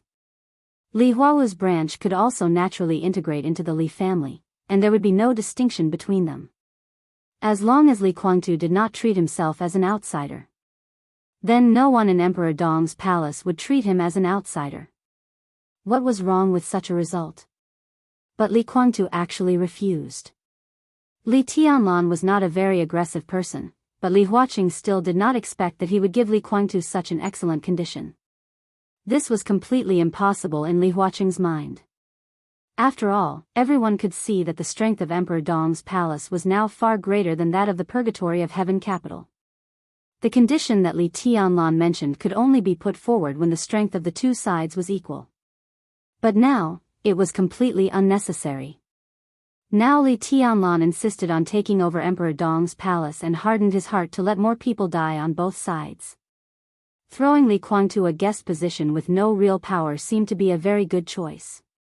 But Li Tianlan did not beat around the bush.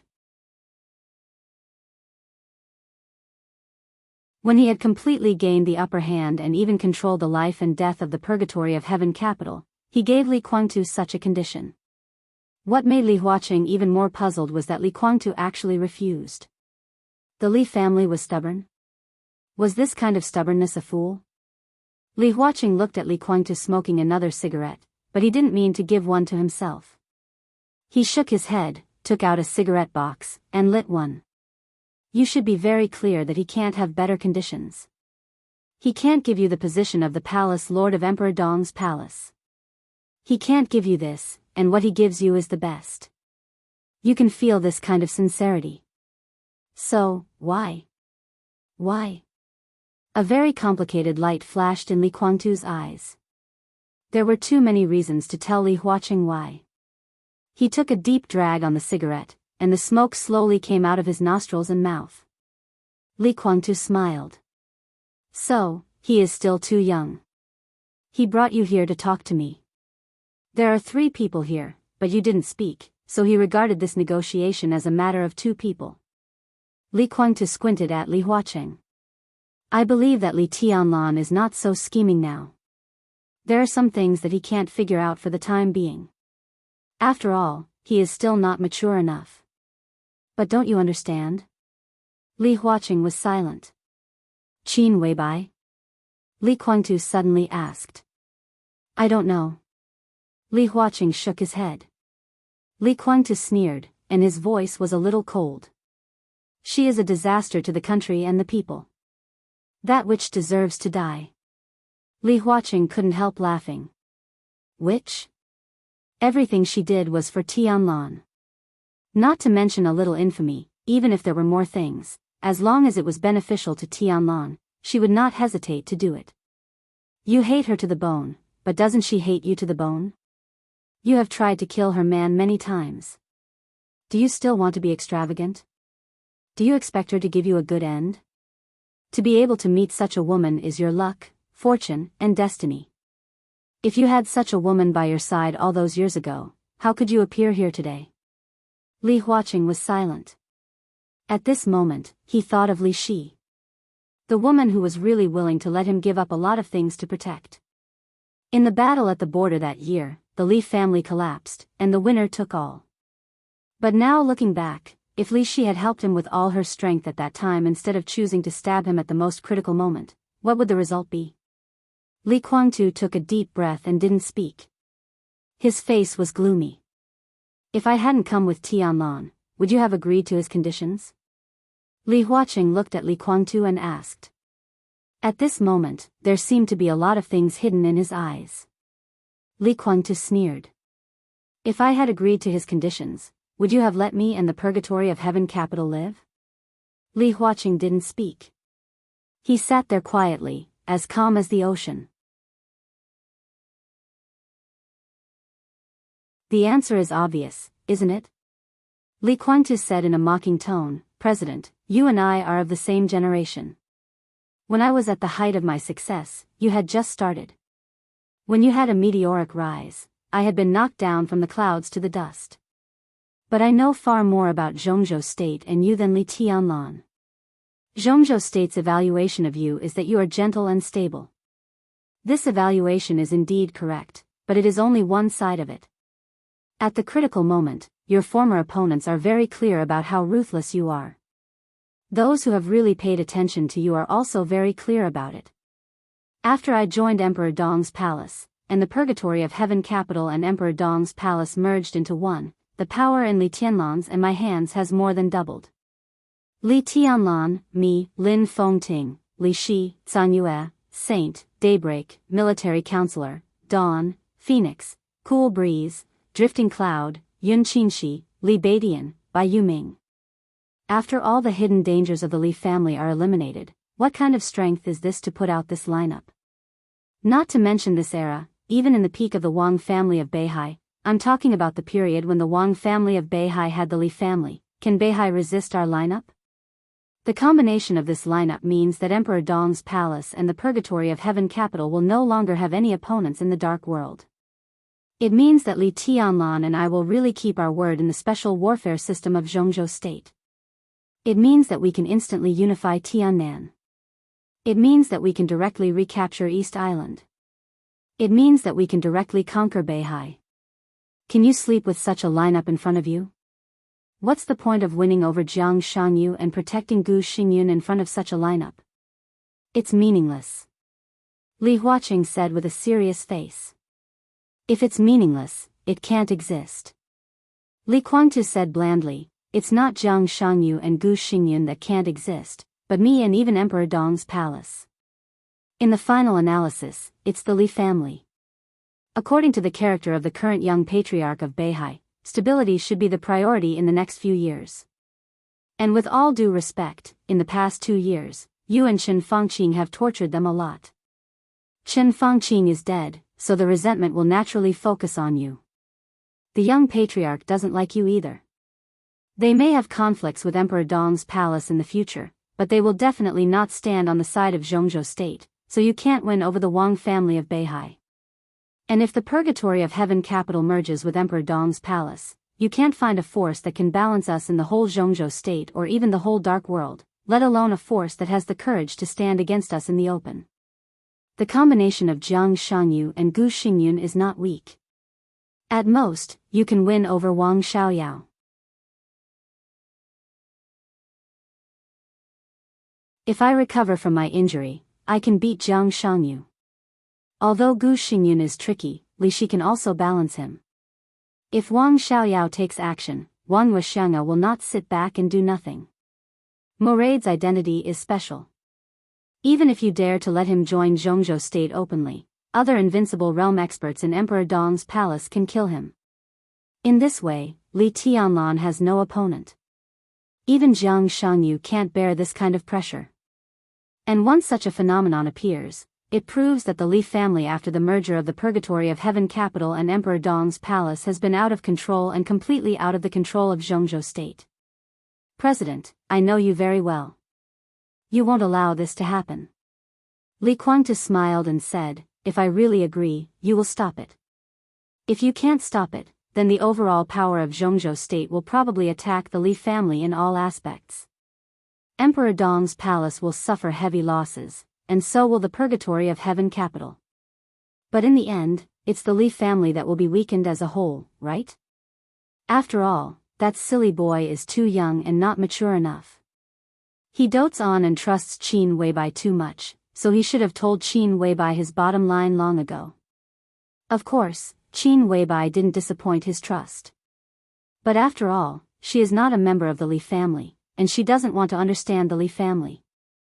That siren only has Li Tianlan in her eyes, and she doesn't care about anything else. This mentality will also make her go to extremes on anything related to Li Tianlan. She only wants Li Tianlan to be safe, and she doesn't care about anything else.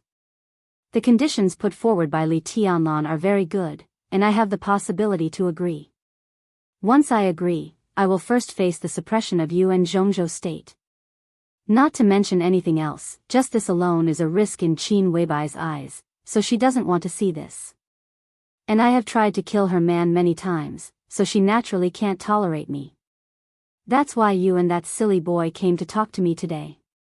He is now in full swing, like the sun at high noon, so he naturally won't think so much. Tut, this is the good thing about being immature. Young and frivolous, he dares to offend everyone. Our merger will cause Zhongzhou state to be afraid of us. Maybe he doesn't think of it, but he doesn't care. Look, this is Dong Huang's confidence. Qin Weibai is a very smart woman.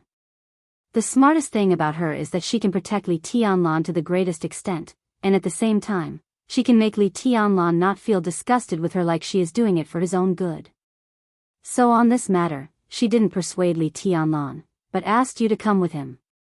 Li Tianlan doesn't care about some things or is too lazy to see clearly, but Qin Weibai knows that I understand. In the face of the all-round suppression of Zhongzhou state, how can we fight? We can't fight.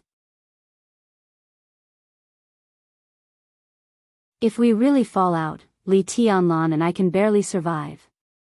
Zhongzhou state may suffer a great loss, but the Li family will be gone after all. That's my Li family. I'm extreme, paranoid, but also timid. I can see the consequences of what Li Tianlan dares to do, so I don't dare to do it, and I don't dare to agree to his conditions. Qin Weibai can see this, so when you walked into this room with him, the siren already knew the result. I refused Li Tianlan, and in the future, if she wants to kill me or plot against me, she will have no scruples. Li Guangtu's voice was slow, but it was extremely stable and clear. Li Huaqing had been listening in silence. During the whole process, he smoked 2 cigarettes in a row. When Li Guangtu's voice disappeared, he sighed and laughed. So you refused Li Tianlan, to some extent, to protect him? I am protecting the Li family. Li Guangtu's voice was cold. In some ways, he and Li Tianlan had always had a tacit understanding. For example, he could use external forces to deal with Li Tianlan, and even join forces with Jiang Shangyu and Gu Xingyun, but he had never touched Emperor Dong's palace. Li Tianlan could be merciless to him, but from beginning to end, at least before today, he had never targeted other people in the purgatory of heaven capital. In their hearts, each other's industries were their future industries, so both sides had a tacit understanding to protect these. Today, although Li Tianlan killed a few people in the purgatory of heaven capital, none of them were from the Li family. They were just high-level officials of the purgatory of heaven capital. He could fight with Li Tianlan to the death, but under the overall situation, he could not allow others to plot against the Li family. I suddenly think of the chaos in Snow Country. Li Huaqing smiled and said, if you had known this day would come, would you still have lent your sword to Li Tianlan in Snow Country? Chaos in Snow Country's trial day. It was because of the sword that Li Guangtu lent to Li Tianlan that Li Tianlan could control Li Guangtu's sword energy with perfect sword intent to rush out of the desperate situation, and let the trial day come to an end. Yes. Li Guangtu said lightly, at that time, he could be said to have lost the face of the Li family. After all, it was too ugly. Paranoid. Li Huaqing seemed to have completely understood the meaning of this word in the Li family. He nodded slowly and said, is this the reason you refused Li Tianlan? This is a reason you can accept. Li Huaqing said calmly. Reason? If he wanted to say it, he could say a lot. From the very beginning, he was not convinced that Li Honghe put all his chips on Li Tianlan. In Li Honghe's plan, everything in the purgatory of heaven capital was prepared for Li Tianlan. As Li Honghe's biological son, Li Guangtu was just a transitional figure. How could he be convinced? In the Qinyan temple in Linhen, the dragon vein guarded by Master Xian Xuanzi had pulled him back from death. If the dragon vein condensed the fate of Zhongzhou state was given to him, then in the final battle of heaven capital, his first move was enough to defeat Wang Tianzong and the Wang family of Beihai. But the dragon vein was finally given to Li Tianlan by the old bald ass. How could he be willing? He was a young boy, an outsider of the Li family. Why did he do that? This was jealousy. Li Guangtu never denied this. He was jealous of everything Li Tianlan had since he was a child, which should have been his. So he held the purgatory of heaven capital in his hand tightly, trying to seize the opportunity to make the boy who occupied everything he had disappear completely. Li Tianlan entered the secular world. The chaos in East Island began. Before he could do anything, the Samsara Palace had blocked the gate of the purgatory of heaven capital. So the final battle of heaven capital changed from killing Li Tianlan to cooperating with the Samsara Palace to let the purgatory of heaven capital enter the secular world smoothly. And all this was because of the Samsara Palace, because of a woman who even he was amazed by, who was known as a goddess in the dark world. At that time, Li Guangtu understood that even if he held the purgatory of heaven capital tightly, the young boy he had always been jealous of and looked down upon would stand up again in another direction with the power of a woman, and then become his biggest opponent to control the Li family. Li Guangtu's failure was because of women. Li Tianlan's success was also because of women. The contrast was so obvious. How could Li Guangtu not be jealous? There was also his first son, whom he had high hopes for and had already raised. Huawu, who died in Ninghu. Some clues almost pointed to the Samsara Palace. Although there was no evidence, what evidence did people like Li Guangtu need? The most important thing was join Emperor Dong's palace. Li Guangtu didn't want to. If he didn't want to, he didn't want to. They were all reasons. Every one of them was a reason. As for joining Emperor Dong's palace, Li Guangtu couldn't think of an excuse to convince himself to ignore these reasons. It doesn't matter. Li Huaqing smiled and said, at least this reason is true, and I can accept it. So, I'm free? Li Guangtu's voice was a little dull. I'll try my best. Li Huaqing said calmly, fight for your freedom. I'm 99% sure that I can take you out of the purgatory of heaven capital today. His voice paused. Li Huaqing looked at him and didn't speak. The premise is, what can you do for me and for Zhongzhou State? Are you optimistic about Li Tianlan? Li Guangtu suddenly asked. To be exact, it's the mature Tianlan that I'm optimistic about. Li Huaqing's expression was very serious. It's strange and contradictory. So, you saved me today for Li Tianlan. Am I right?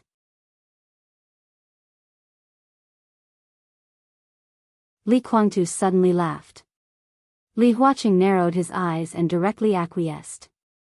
Li Guangtu was a smart man and mature enough. There was no need to hide some things, because they couldn't be hidden at all. I see. Li Guangtu nodded and said, if I join Emperor Dong's palace, the Li family will be out of control and completely out of control. This is not what you want. So, you want me to continue to be an enemy of Emperor Dong's palace? No, to be exact, you want me to continue to join forces with Jiang Shangyu and Gu Xingyun. In this way, the three of us can form a force that can balance Emperor Dong's palace. He stared into Li Huaqing's eyes and said, you saved me just to let Li Tianlan kill me in the future. You want me to be a stumbling block on Li Tianlan's way to help him grow up quickly? Or a whetstone? This is a test for Li Tianlan?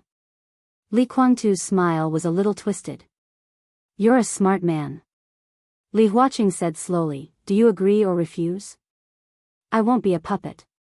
Li Guangtu sneered and said, if I leave Emperor Dong's palace, I will integrate all the forces in my hands, try my best to kill Li Tianlan at any cost, and take back the power of the Li family. In this matter, I won't show any mercy. If he dies in my hands, what will you do? Kill me? Li Huaqing looked at him expressionlessly and said coldly, you can kill Tianlan, which naturally proves that you are more valuable than Tianlan. Why should I kill you? In my heart, you are his whetstone, but you can be a knife. Li Guangtu looked into his eyes. Facing his eyes, Li Huaqing didn't give in at all. After a long time, Li Guangtu took a deep breath and slowly nodded. Li Huaqing turned and walked to the door. It was also straightforward. He said, wait for my news. You're tuning into the Romantic Tales YouTube channel. Don't forget to subscribe and join us on this journey to catch the most captivating stories.